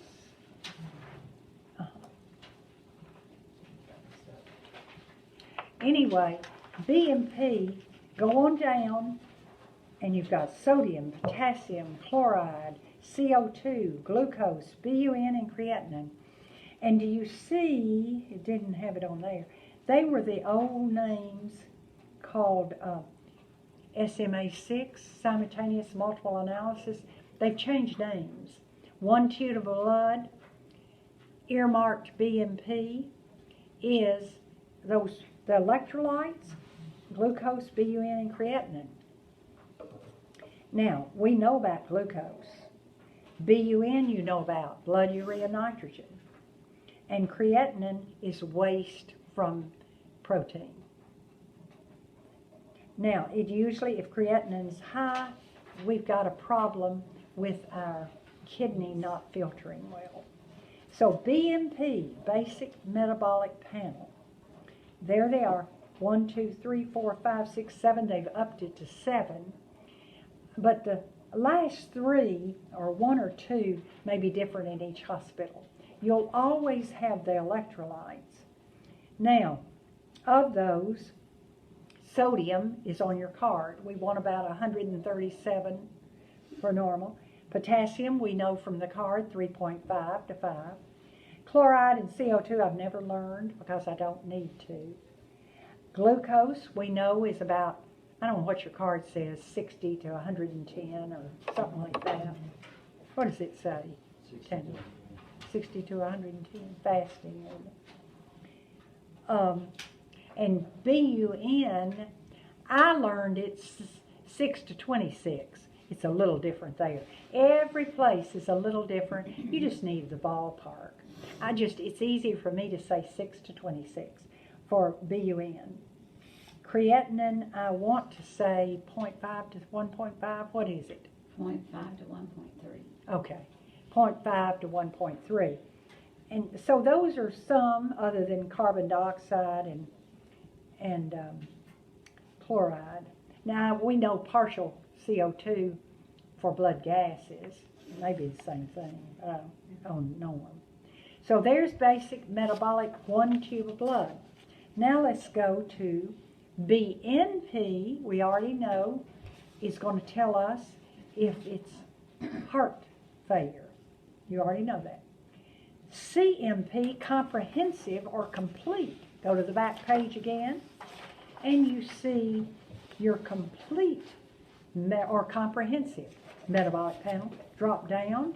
They say, well, do your 7 BMPs plus total protein, albumin, calcium, total bilirubin, alkaline phosphatase, SGOT or AST. Now, and that's 1 tube of blood running 12 tests. 8, 9, 10, 11, 12, or 13. 12 or 13 tests. Now, I'm not through speaking to them. I want to say, again, I don't know normal calcium. I don't think it's on your card. I don't know what normal albumin, total rough. I don't know any of those norms. I've told you the norm I know, and they're on your card. They're just, we don't use them that much. Now, I do want to speak to a couple of things. Albumin is the largest protein of all our proteins. So if your albumin is off, but your total protein's okay, we're not as sick as we could be. But if albumin and total protein are both way out of whack, we're pretty sick. Because albumin was the biggest, and that's one thing to have the biggest giving us problem. But is it all your protein involved? Now, total bilirubin, we know it has to do with the liver and its proficiency. Alkaline phosphatase is an enzyme because of the ASE. It's an enzyme that shoots up if there is bone or, I think, kidney problems. We'll look at that in a minute. And see, we've already done AST. Was years ago, whoever, the powers that be, said, we want to drop SGOT. SGOT, and let's replace it with AST. Well, we still do AST and SGOT. They have not dropped it completely. So, if you see AST, it's the same thing as SGOT, which is liver, heart, skeletal muscle. We'll talk about that. We're going to look at this again. Go to ERCP, back on page 15. ERCP, endoscopic retrograde cholangiopancreatopathy. And cholangio is the gallbladder, and pancreas, of course. So this is a view or a scan of your gallbladder and your pancreas. And people don't walk around saying I needed to get an endoscopic retrograde. They just say ERCP. Okay, fasting blood sugar, what does it cause? 60 to 110, something like that. Mm-hmm. Now, hematocrit is sometimes called PCV. It's an old term, and I've thought about dropping it, but occasionally I'll see a doctor order a PCV, packed cell volume. And why don't you write above it 40? That's what I love, is a 40. Now, you can learn ranges for women and ranges for men, but it gets too much. I just say to myself, I'd love to see 40, and if it's lower, okay, and they will not take your blood at the van out on the church parking lot under 38. They will a 38, but anything under, they're going to give you a little piece of paper on foods that can increase your iron, and to put vitamin C with it. So under 38, they won't let you give blood, but anywhere over, they will. So Paxil, if hematocrit is less than 24, a patient needs a transfusion. And you'd never donate, of course, they wouldn't let you. If hematocrit is less than 37, the donor cannot donate blood. So it's almost automatic that if the hematocrit gets down to 23, they're going to order blood. They're getting really away from blood transfusions. Not in the emergency room and the operating room. They're still replacing. But they try their best on the units to let your bone marrow build it instead of us giving it to you already ready-made. They think it's like that engine that could. You do better struggling and not getting out of the habit than dropping and then have to be awakened back up. So they're really trying to get us. I hadn't given blood in quite a while on my floor, where I used to give it a lot, because it's an oncology floor, and they try to wait till the bitter end and not let the body rest. Keep working it. And we've already talked about, if it's a 40 for hematocrit, our hemoglobin is going to be a third. So if it is 24 hematocrit, our hemoglobin is an 8, a third. Hemoccult, or AKA guac, tests for stool and secretions for blood. It can be in gastric, feces, vomit. Open front of, that card, I will bring those cards to check for a guaiac or occult blood. The little cards, I'll bring them next time. Not next time, but one of our demonstrations. PSA, prostatic specific antigen. It's one of the blood markers, and I'm going to talk cancer I'm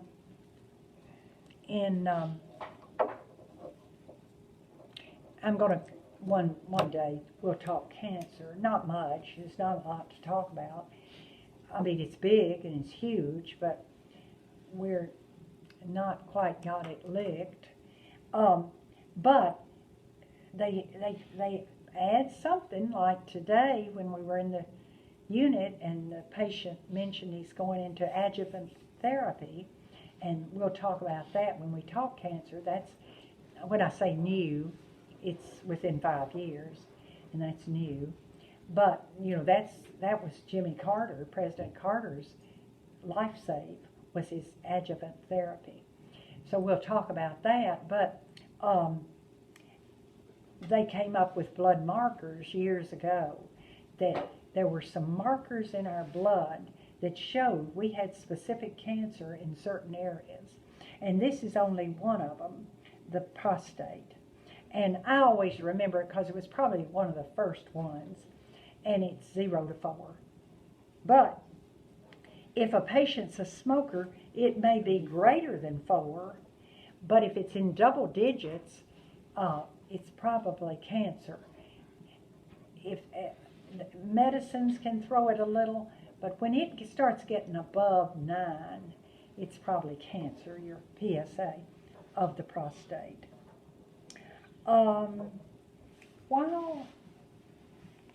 Yeah, we'll just wait and talk when we do the cancer about the other blood markers. I just have that one down there because it's used so much. Well, it's in the newspapers. I think every Supreme Court justice that has prostate cancer, they put it in the newspaper. Robert Dole, his PSA was 90, and I want y'all to be so knowledgeed that, oh, yeah, that was pretty bad. The reporters have learned that, and they love it, so they share that. So I wanted y'all to be as smart as newspaper reporters. The total iron binding capacity is the amount of iron that can still bind with transferring diseased with hemolytic anemia. I didn't put in there. I don't understand it real much and don't think, and I hadn't used it, so I wouldn't worry about it. Troponin and CPK. Their tests, mostly heart, embarrassment. Sometimes skeletal muscle. And I asked a hematologist one day, I said, tell me the difference in troponin and CPK. He said, I'm not going to because it's not worth it. It's mostly in the time that it shoots out. Keep that open. Go to your agenda. And I want you to turn to page, you can start with 8, but it's not going to be on 8. Yeah, it is. It is going to be on 8. Page 8 of the agenda at the bottom, on the left, says cardiac enzymes. Y'all see it? It's right here, cardiac enzymes. And you see, at the very bottom, you see SGOT and AST, and normal for you and I, 7 to 27, but 8 to 12 hours after we've had an acute episode, that enzyme shoots out and is high, 8 to 12 hours. It peaks in 18. Now, CPK is the top one, they say CK, the enzyme that shoots out 4 to 6 hours. And it peaks in 18 to 24. LDH, I don't know, do I have LDH on here? I don't even have it on this sheet of labs. But LDH is another one of your blood enzymes. And look, it shoots out at 48. That's 2 days later. You had a heart attack. I want to know what's going on before 48 hours. So the best of all is to run a CPK. And so Dr. Seth Cooper told me, he said, it's just one is quicker than the other, but they really aren't much different. So within 4 to 6 hours, we should know if you've had a cardiac episode. Now, with that, I want to tell you this. I worked PRN in an intensive care unit, and it was a round unit with the round, and the rooms were like spokes of a wheel. And I was charged one night, and 4 in the morning they called to say they had had an episode and wanted to admit somebody to the unit. And what was going on is he'd had a laminectomy. Well, you know, that's the spinal cushion you know, if you're looking sideways at the spinal cord, the cushion is between it. And if you recall, the backbone has that little wedge out. That's the lamina. They have to cut that to get to your disc or sponge. They can't go side too well. Sometimes they can go in the front and go to it, front-wise. Sidewise, not so easy, so they just remove that little bony prominence protecting the disc and get to the disc, because the disc is your problem. I always say it's a misnomer. It ought to be called a discectomy, because that's what they're taking out. That's what's ruptured and rubbing against the nerves in there. So anyway, he had had a laminectomy, so his disc had been removed. He still had a epidural in, and they were going to take it out in the morning, but it's a great pain manager for post-op hours. He was about 70, he was 76 years old. But they called me because it looked like he'd gone into, they thought he'd stroked.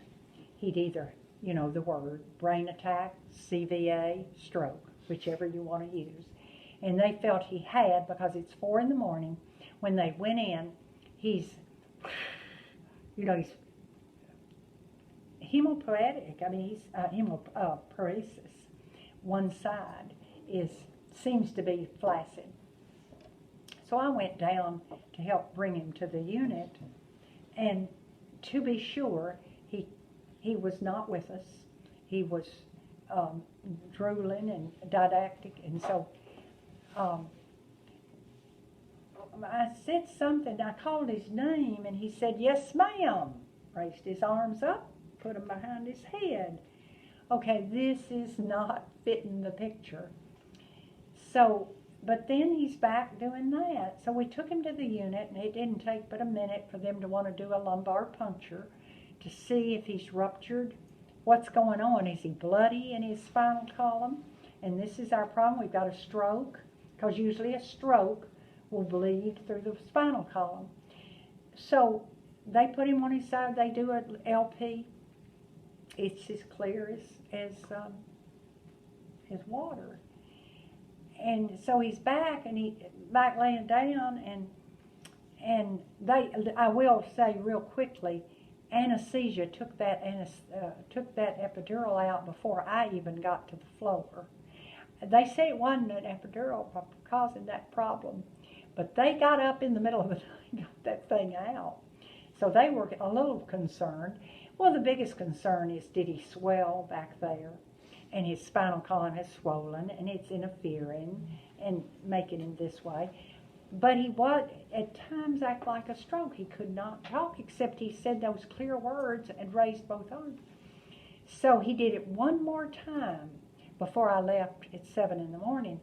He said, "Yes, ma'am," to me, just as clear as a whistle, just clear.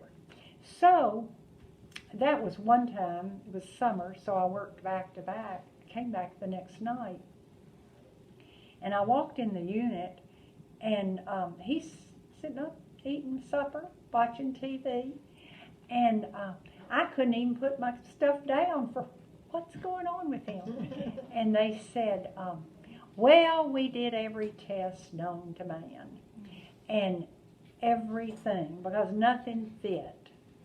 You could say swollen spinal cord, but he didn't stroke, because there's no blood in his spinal fluid, and yet he was compromised mentally. And they said that they did every test, and the only test that came up high was CPK. He doesn't have any heart issue. He has no heart issue. None of the other enzymes that hadn't been 24 or 48, let's see, SGOT could go up in 8 hours. So it by night shift, the SGOT should be up, or AST. Now, LDH wouldn't be up. And so they said it was a male nurse supervisor, the male supervisor, they're kind of all just mystified. And he said, could he have had a grand mal seizure? If we say sometimes skeletal muscle, could he have had a huge grand mal and his skeletal muscles just had havoc and shot out his CPK? And they decided that's exactly what happened. And because nothing else made sense, and that made sense. And he was fine. So always remember, it is usually the heart, but also keep open that it could be skeletal muscle. Another time when I was in the unit, I came to work, and it's odd to see in the unit a man sitting up eating supper, eating and watching TV, and so within the unit, unless you're following him, and but this was the first time I've seen this man. So I said, what's going on with him? They said, oh, he's in for observation. He had a car accident. He was 18 years old, car accident. And his car rolled over. He's in for high CPK because his car rolled over, they said, about 18 times. Now, that sounds a little embellished to me. But the point is, it went over several times. Bang, bang, bang, bang. Skeletal muscle got abused to the point it shot out CPK. So I think it's such an interesting thing to keep in mind, especially if people are mystified about stuff. All right, go on to urine 24, and I think I pushed that pretty hard last time, didn't I? To make sure it is 24 to 24. If we start it here at 4 o'clock, the urine, I'm telling it again, now this I know I've told you, but I'm just saying it again. You got your big jug for 24 hours. You've marked that it's starting at 1600 or 4 o'clock today. They go urinate and you throw it away. And that just goes against us to start a test and throw the first thing away. But you must, because it's urine that was made before 4 o'clock. Then to 4 o'clock tomorrow afternoon, we will have them urinate and put that one in. And I push it so because nurses are getting better, but they used to be horrible at that. And then UUN we've already talked about. Now, close that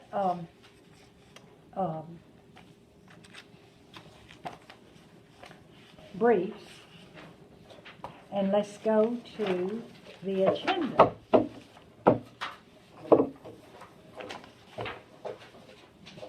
That's what in the agenda? In the agenda are labs, and I've got to find them. Oh yeah, here they are. Page 4. Page 4. Start the labs in the agenda. Page 4. And so we'll start with amylase. And we know amylase is made in the pancreas. So we've got an issue with the pancreas. And ACE, you know it's an enzyme.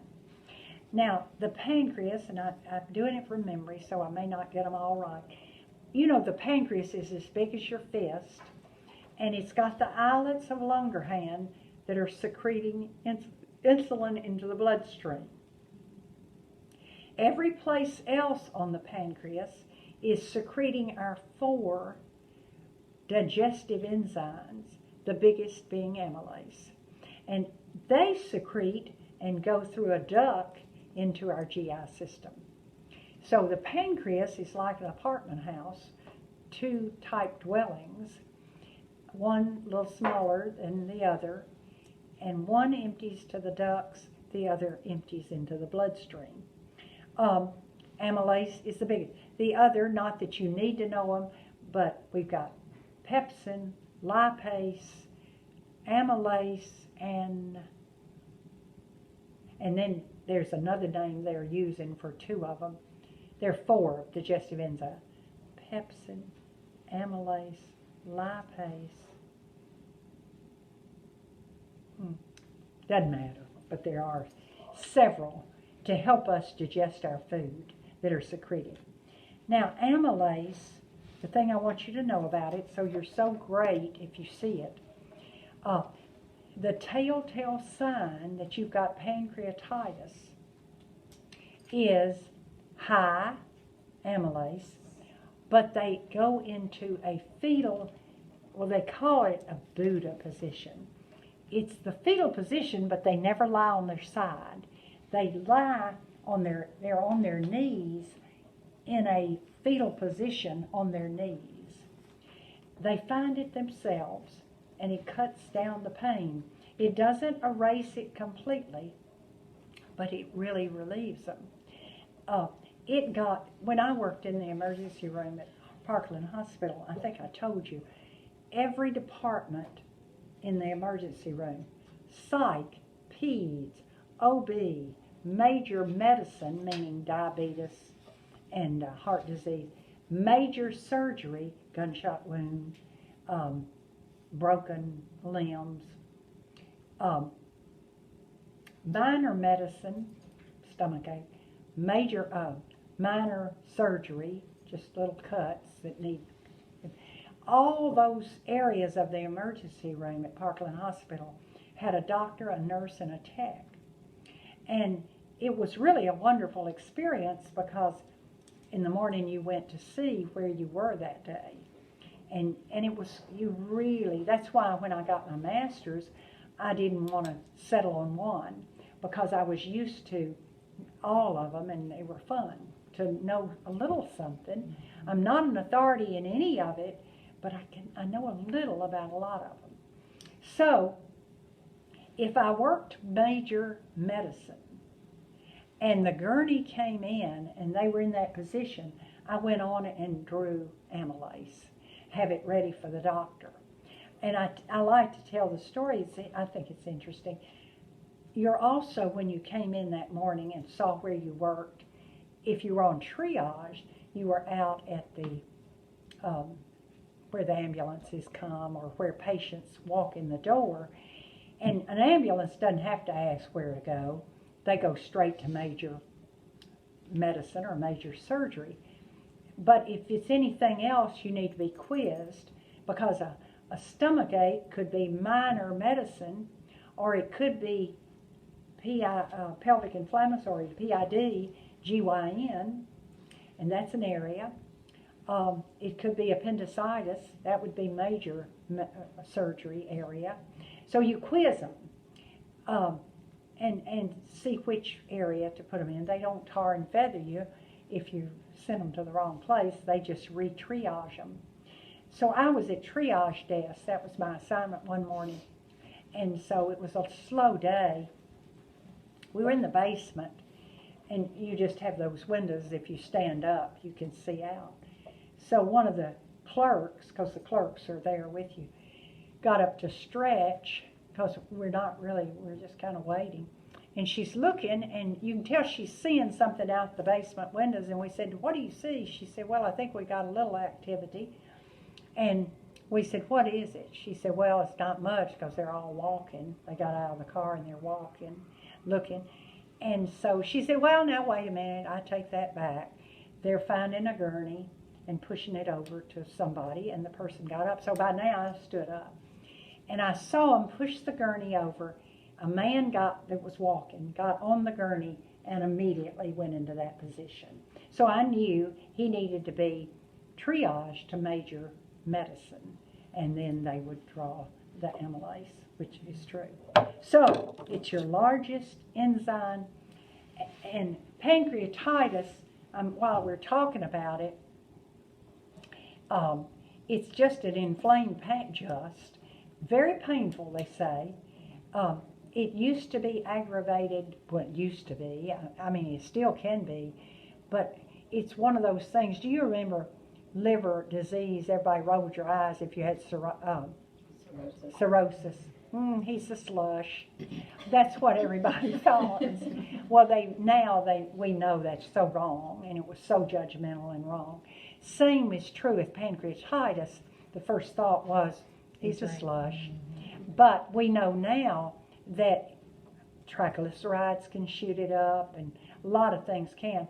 And I had a fella from church. Now maybe he hid and did things, but he was at the foot of the cross when I was there, and he was here with pancreatitis one day, and I went up to see him a minute, and first thing, well, after we greeted, I said, Mark, when did you find the position? He never batted an eye. He said about an hour and a half after the pain started. He knew exactly what I was talking about. And so they find it. They don't, nobody has to say, why don't you get in the, they find it, which is just fascinating. The best thing for pancreatitis is fluids. Pour those fluids to it, and staying off stimulants like coffee and tea and that kind of thing. But flushing with IV is usually the best thing. Yeah, it's just resting it. And resting it is, a lot of times they'll do TPN, total parenteral nutrition, if it's real bad, keep you from having to digest and work the pancreas to produce those 4 enzymes. All right, let's go to the next lab test. ABGs, we've worn that one out. AFP, alpha fetoprotein, testicular and liver cancer. It can be one of your blood markers. It's also for babies too.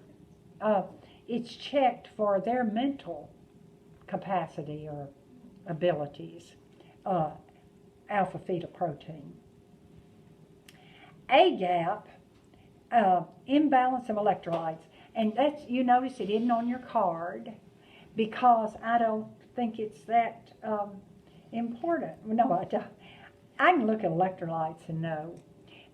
So that's why I have it there, because it's sometimes ordered, but obviously I don't think you ought to know 6 to 10. I didn't know. If you'd asked me 5 minutes ago, I couldn't have told you what a normal AGAP. But I can look at electrolytes, and we know what they are. But it just is a conclusive look at electrolytes. All right, here we go with your ALT. We've already had it. And used to, it was SGPT, lab test to check for liver problems. Remember it. It was a student that said, I just remember with all these initials, another liver test. It's a good way to remember that it's exclusively liver.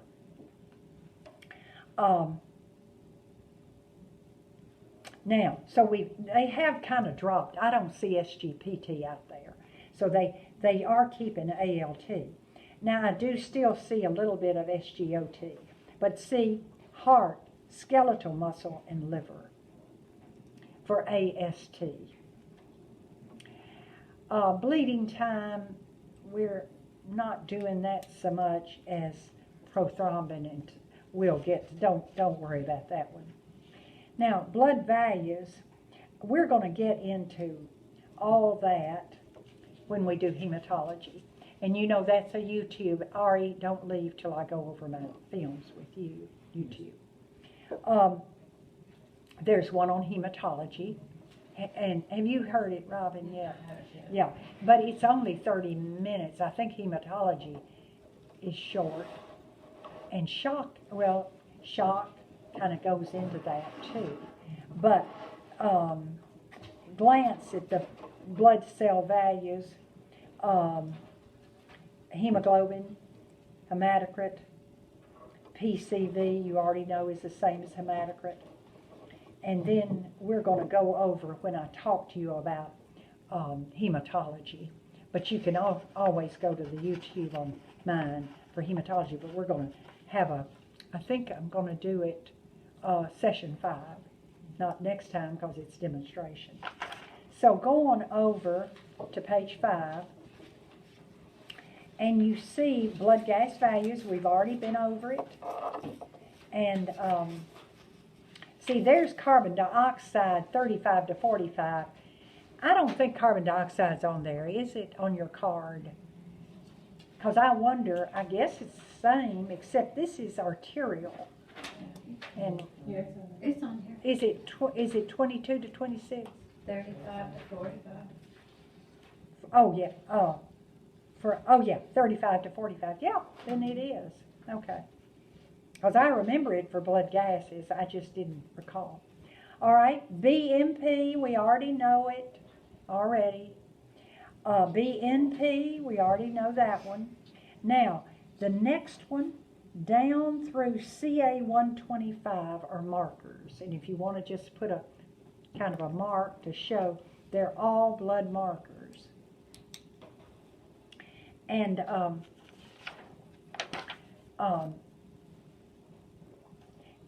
so, and they may have added some more. Periodically they add some more as they find them. And that's a good thing. You don't have to memorize them. I can't, only one or two do I have committed to memory, not the norm, just what area. CA 19-9, pancreatic cancer. And CA 2527, I do remember that one, breast cancer. CA 1523, breast cancer. Now, I always remember CA 125 because it's of an interest to me in that ovarian cancer is just, to me, just awful because you've already bad off if you're starting symptoms. And that's why I hate it so. And so I used to say, when women get their physicals every year or whatever, why don't they just routinely do a CA 125? Until I was told that it's not that it's so expensive, it's not, but it's not reliable. They just say it's just not worth it because maybe 50% of the time it's right and 50% no. Well, why pay money to have it done if it's not real accurate? Now, if I went in and they thought I pretty much had ovarian cancer, they'd do it and they'd see it high. But for diagnostic, it's for real diagnostic or telltale diagnostic, it's not that great because patients often feel no pain, they're only bloating. That's what I hear on ovarian cancer. It starts because they're bloated and they don't know why they're bloated. It's not fat and they know it's not fat. It's bloatedness and they don't have pain. So I do remember that one. Calcium, I've just never committed to memory, but there it is. Now, CEA is the only other one that is so old. I think it's the oldest blood marker. And it checks for cancer of the colon, lungs, breast, ovaries, many false positives, so it's unreliable. But it's been oldest, and then PSA is the next oldest. And I do remember that one. CEA is 0.5 to 1.5, just because. There's chloride, which it's your electrolyte. There's your CMP. Now, creatinine, we know, why don't you write kidney? We know we've got a problem because we're not, if it's still in the blood, and this doesn't say it's urine, it's blood. These are all blood tests. If I've got too much waste in my blood, my kidney isn't filtering. So I've got kidney issues because that's waste. There's your CPK. 4 to 6 hours after the ischemic event, peaks it. We've already said all that.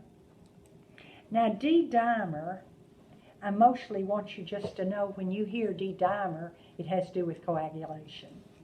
No problem, no number. It measures coagulation. And there's not a norm. It's just that, and we're going to get to PTTs and all. Just look at PT and PTT, prothrombin time.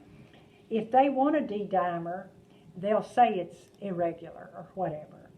But you see, it does measure coagulation, but there's no number to go by. You already know ERCP. You know glucose random or even fasting.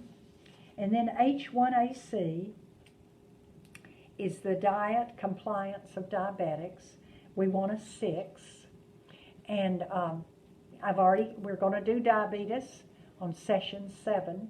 We'll do diabetes, but once again, I want to tell you, it's like if sugar is like little pieces of glass in your bloodstream, they stick to red cells.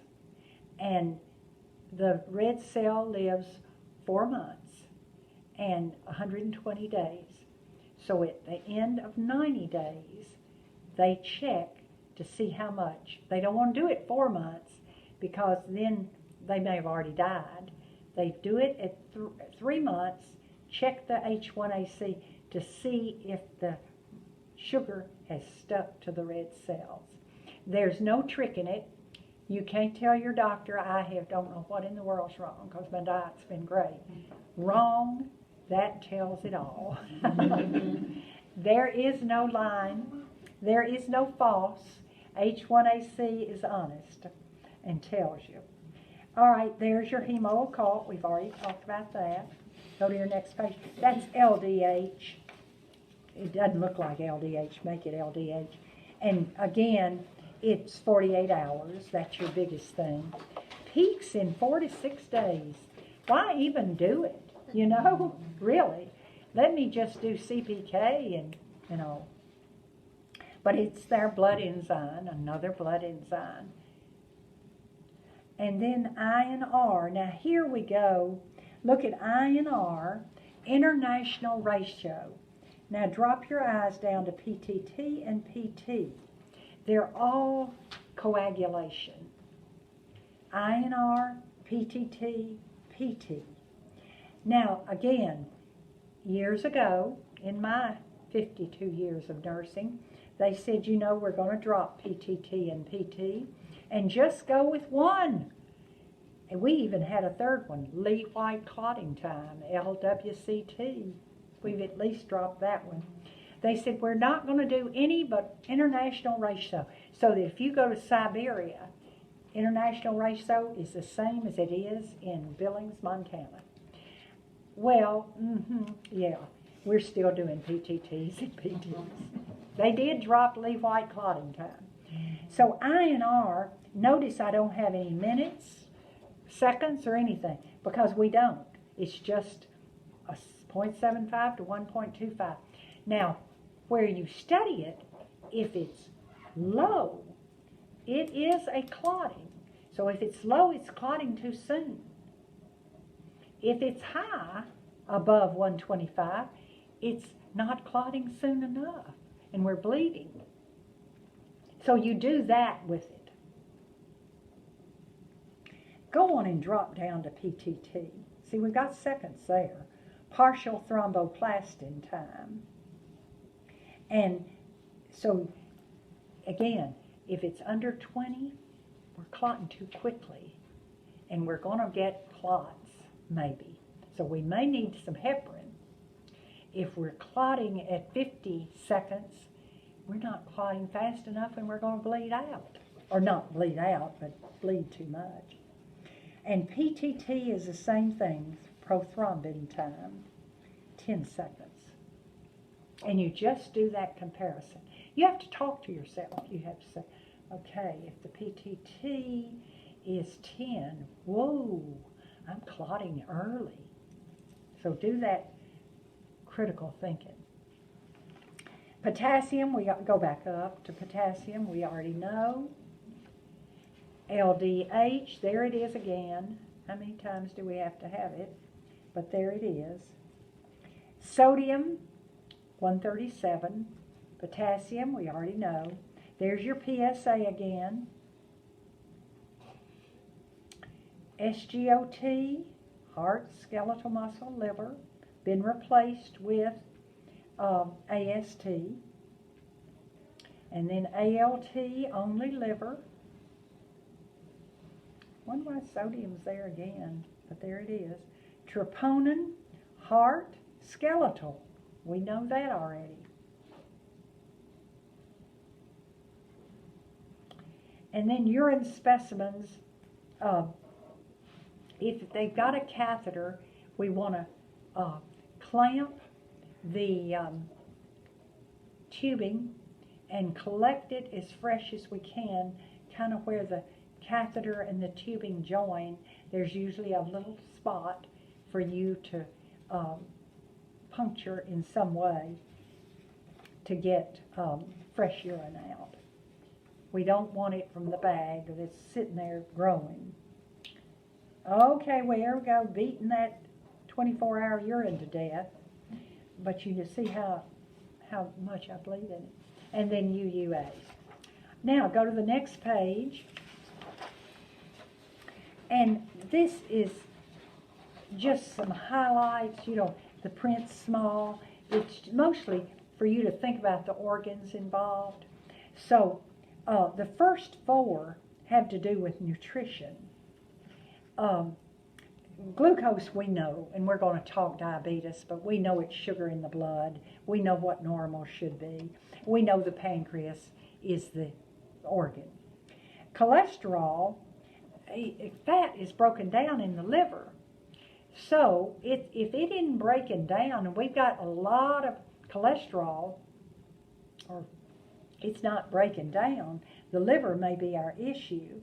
I want you to write in a space somewhere around cholesterol that it shoots up. Yes, this area is diet, these 4, because of protein and albumin.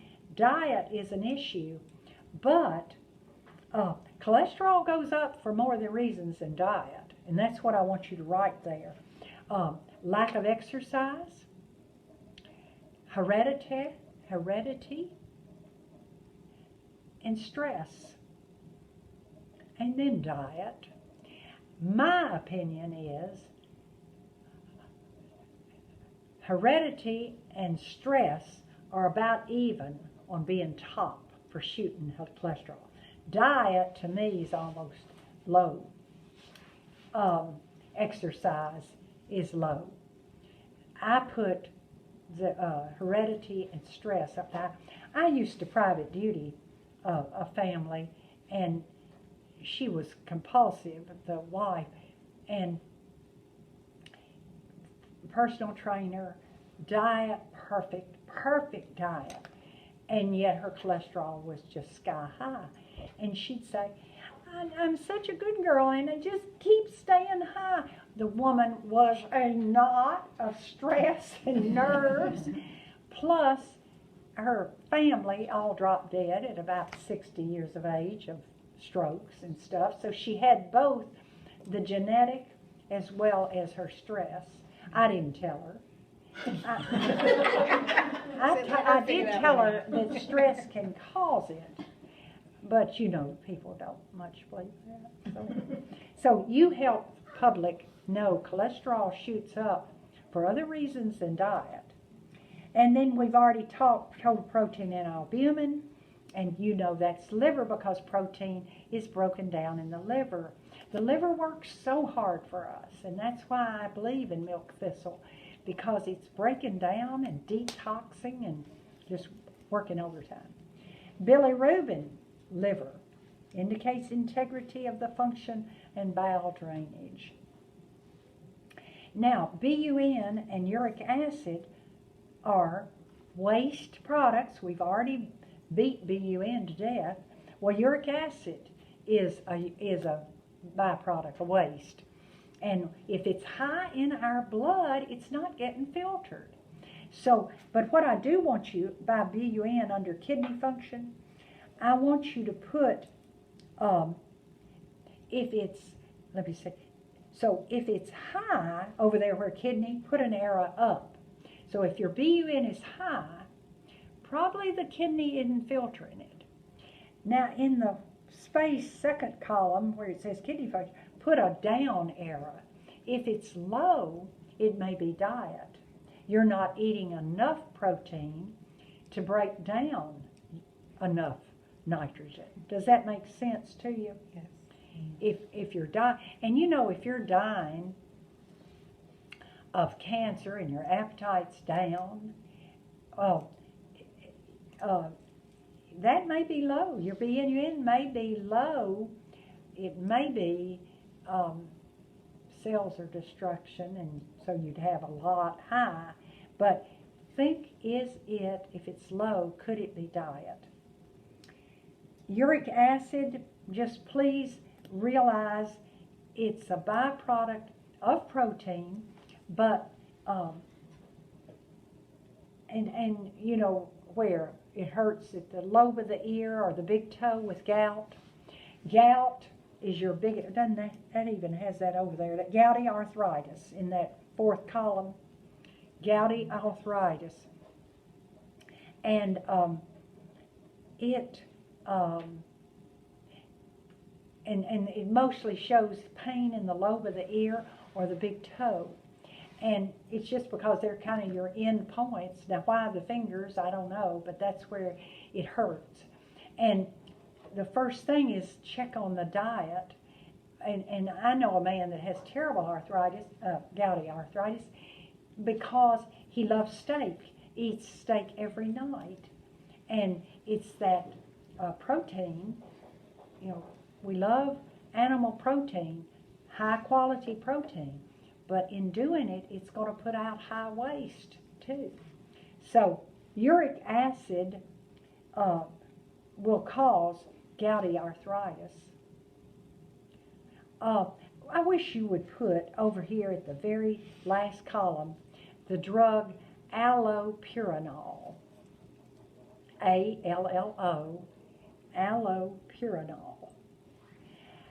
Decreases uric acid. And that's exactly what it does. It's the drug of choice. But I found it's given on my oncology floor a lot, allopurinol. Makes sense. If chemo is killing the cancer cells, cells are protein, it's killing all those cancer cells, so the waste is heavy, and I need to get the waste out. And so allopurinol will help get the waste. SGOT, we've talked about it. It's other real name. Why don't you put under the AST, is it?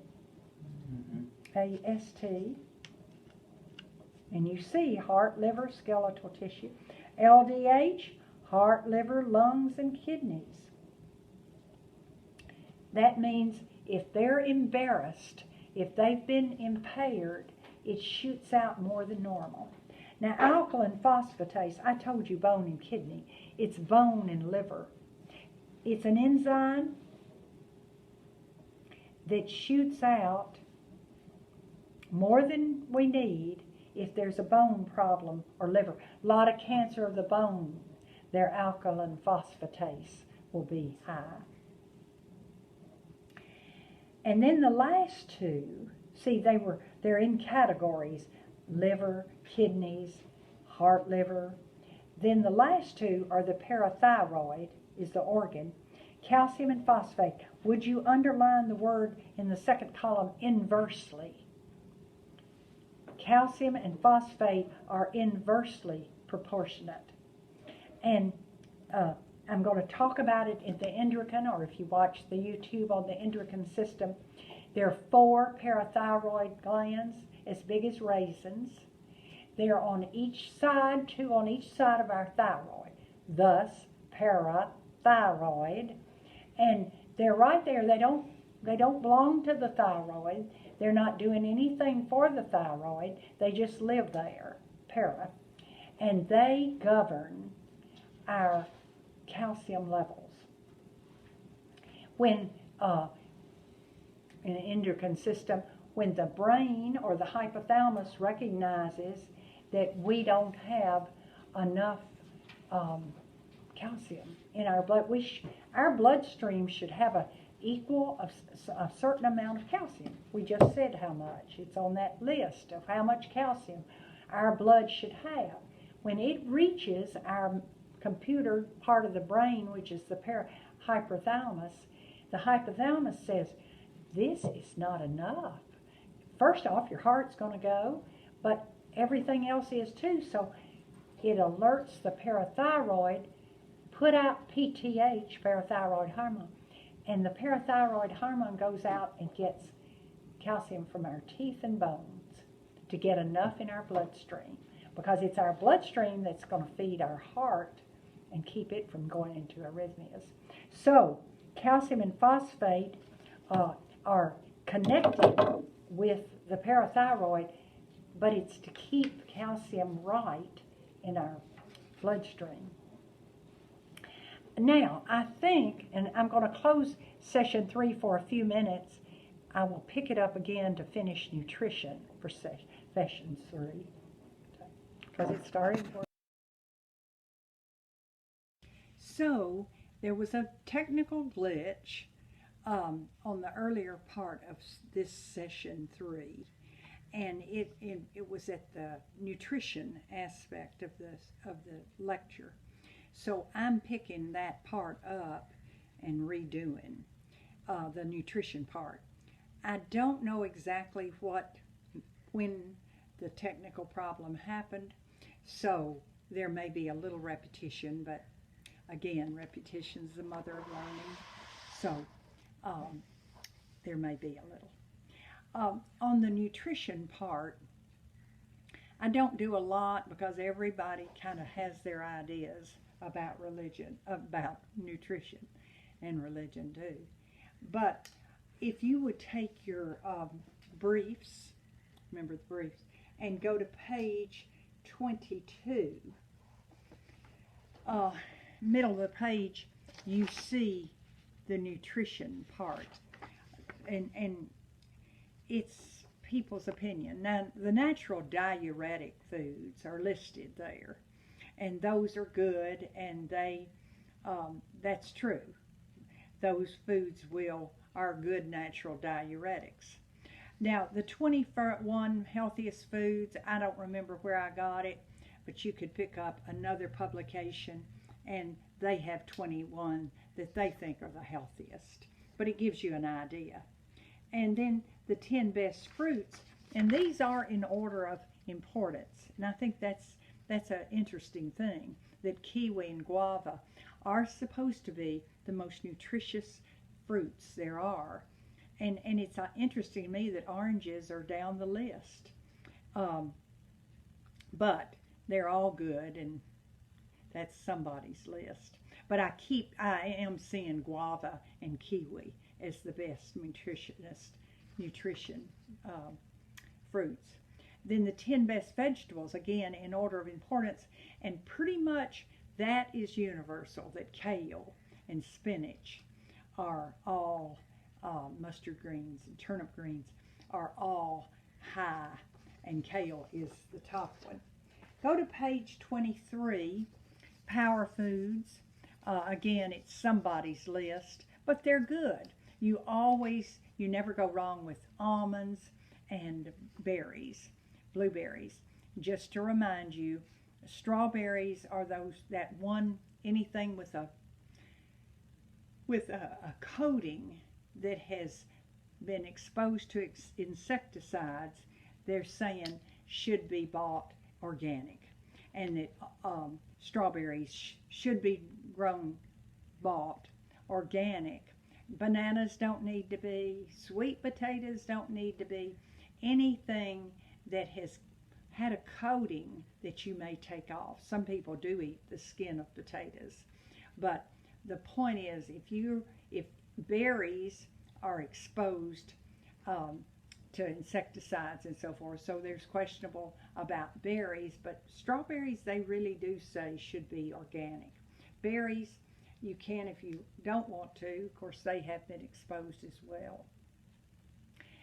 Vitamin C, the top sources, and that's always interesting to me, that the very best source of vitamin C is a red bell pepper, and then the green bell pepper is second. And people would do well to just eat a slice of red bell pepper instead of a glass of orange juice. The thing is, vitamin C has some qualities that we need to be mindful of. It needs to be replenished every day. It needs to be contained. You need a top on it. If you have vitamin C or a pepper, a green pepper, red pepper, it needs to be closed up. If you fixed orange juice, it needs to be closed. So it needs to be contained. It needs to be dark. And my thing is that the grocery stores, our lights are on 24/7, And so many of the orange juice jugs are clear.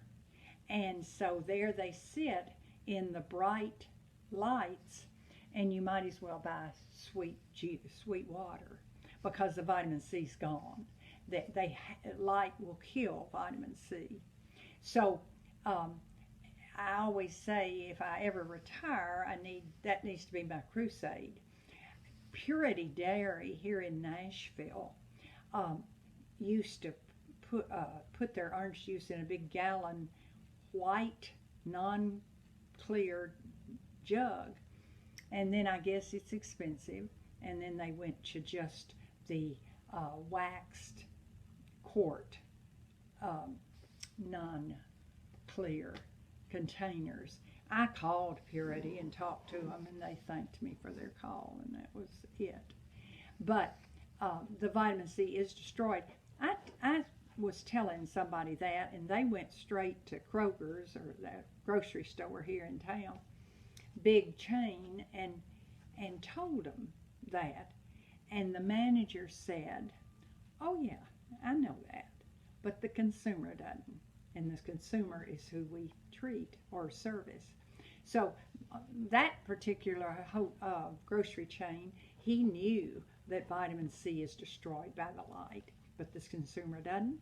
So they say the best orange juice is in the frozen containers.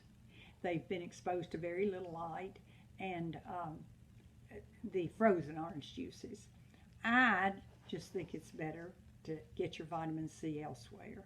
Just realize heat kills it. If you did a bell pepper and a lot of people love stuffed bell peppers.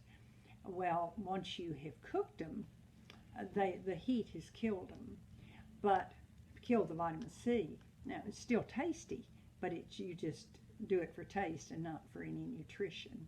So the things are, vitamin C needs to be replenished daily. It cannot stand light, and heat kills it. Now, vitamin C kind of helps iron get into cells. I call it booting in.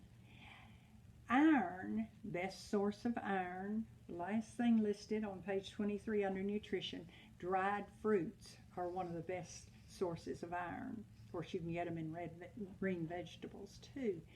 But dried fruit is a great source of iron, and our red cells need it so much. Well, I want to go on record as saying cells can get iron without vitamin C, but it just helps so much better for vitamin C to kind of push it on in. It just enhances that absorption of the iron with vitamin C. So the little statement is, iron needs vitamin C. Vitamin C doesn't need iron. And keep that in mind. Then I wanted to, I think that's our list on, let's see, let's go on. There's some foods that interfere with Coumadin, which is an anticoagulant. High phosphorus foods, low phosphate foods, and then high protein foods are animal proteins. This is on 23. Animal proteins, anything from an animal, milk, cheese, are high quality protein, and high quality or biological protein. And so they're broken down for our nutrition, and they have waste, and the waste from protein is nitrogen. And so, we've already mentioned blood urea nitrogen, the biggest waste from protein. Well, the highest quality protein will have a high amount, will have nitrogen. So the high ones are animal proteins. The low quality proteins have a low amount of waste, but they're low quality as well, and they're your legumes, peanuts, beans, peas. Then high purine are your organ meats that cause, and they have a protein aspect that has a waste, and that waste, the uric acid, is uric acid. Purine's waste is uric acid. And so if you recall, and I think I've already told you, it's gouty arthritis where the lobe of the ear or the big toe will give you gout, which is waste from purines, which is a protein, a sense of protein.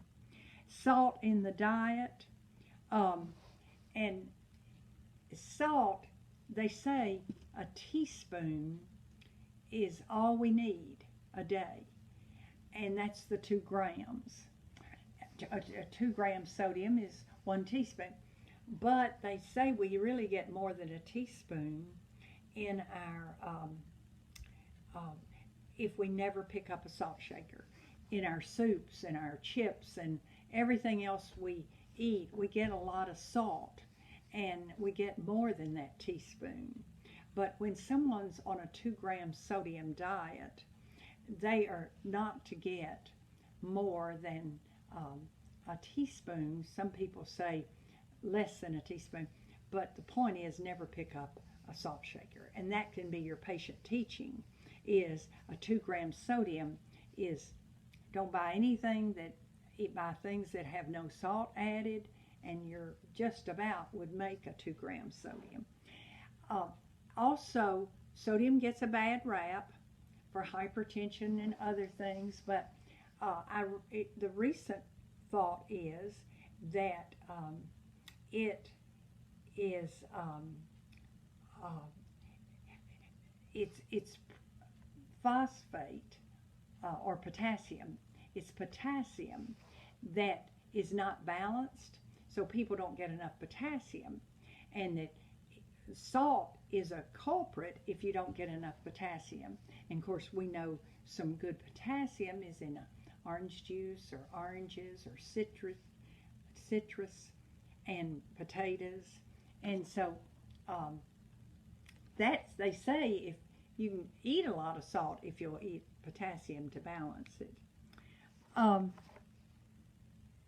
Then natural antibiotics are listed there on page 23.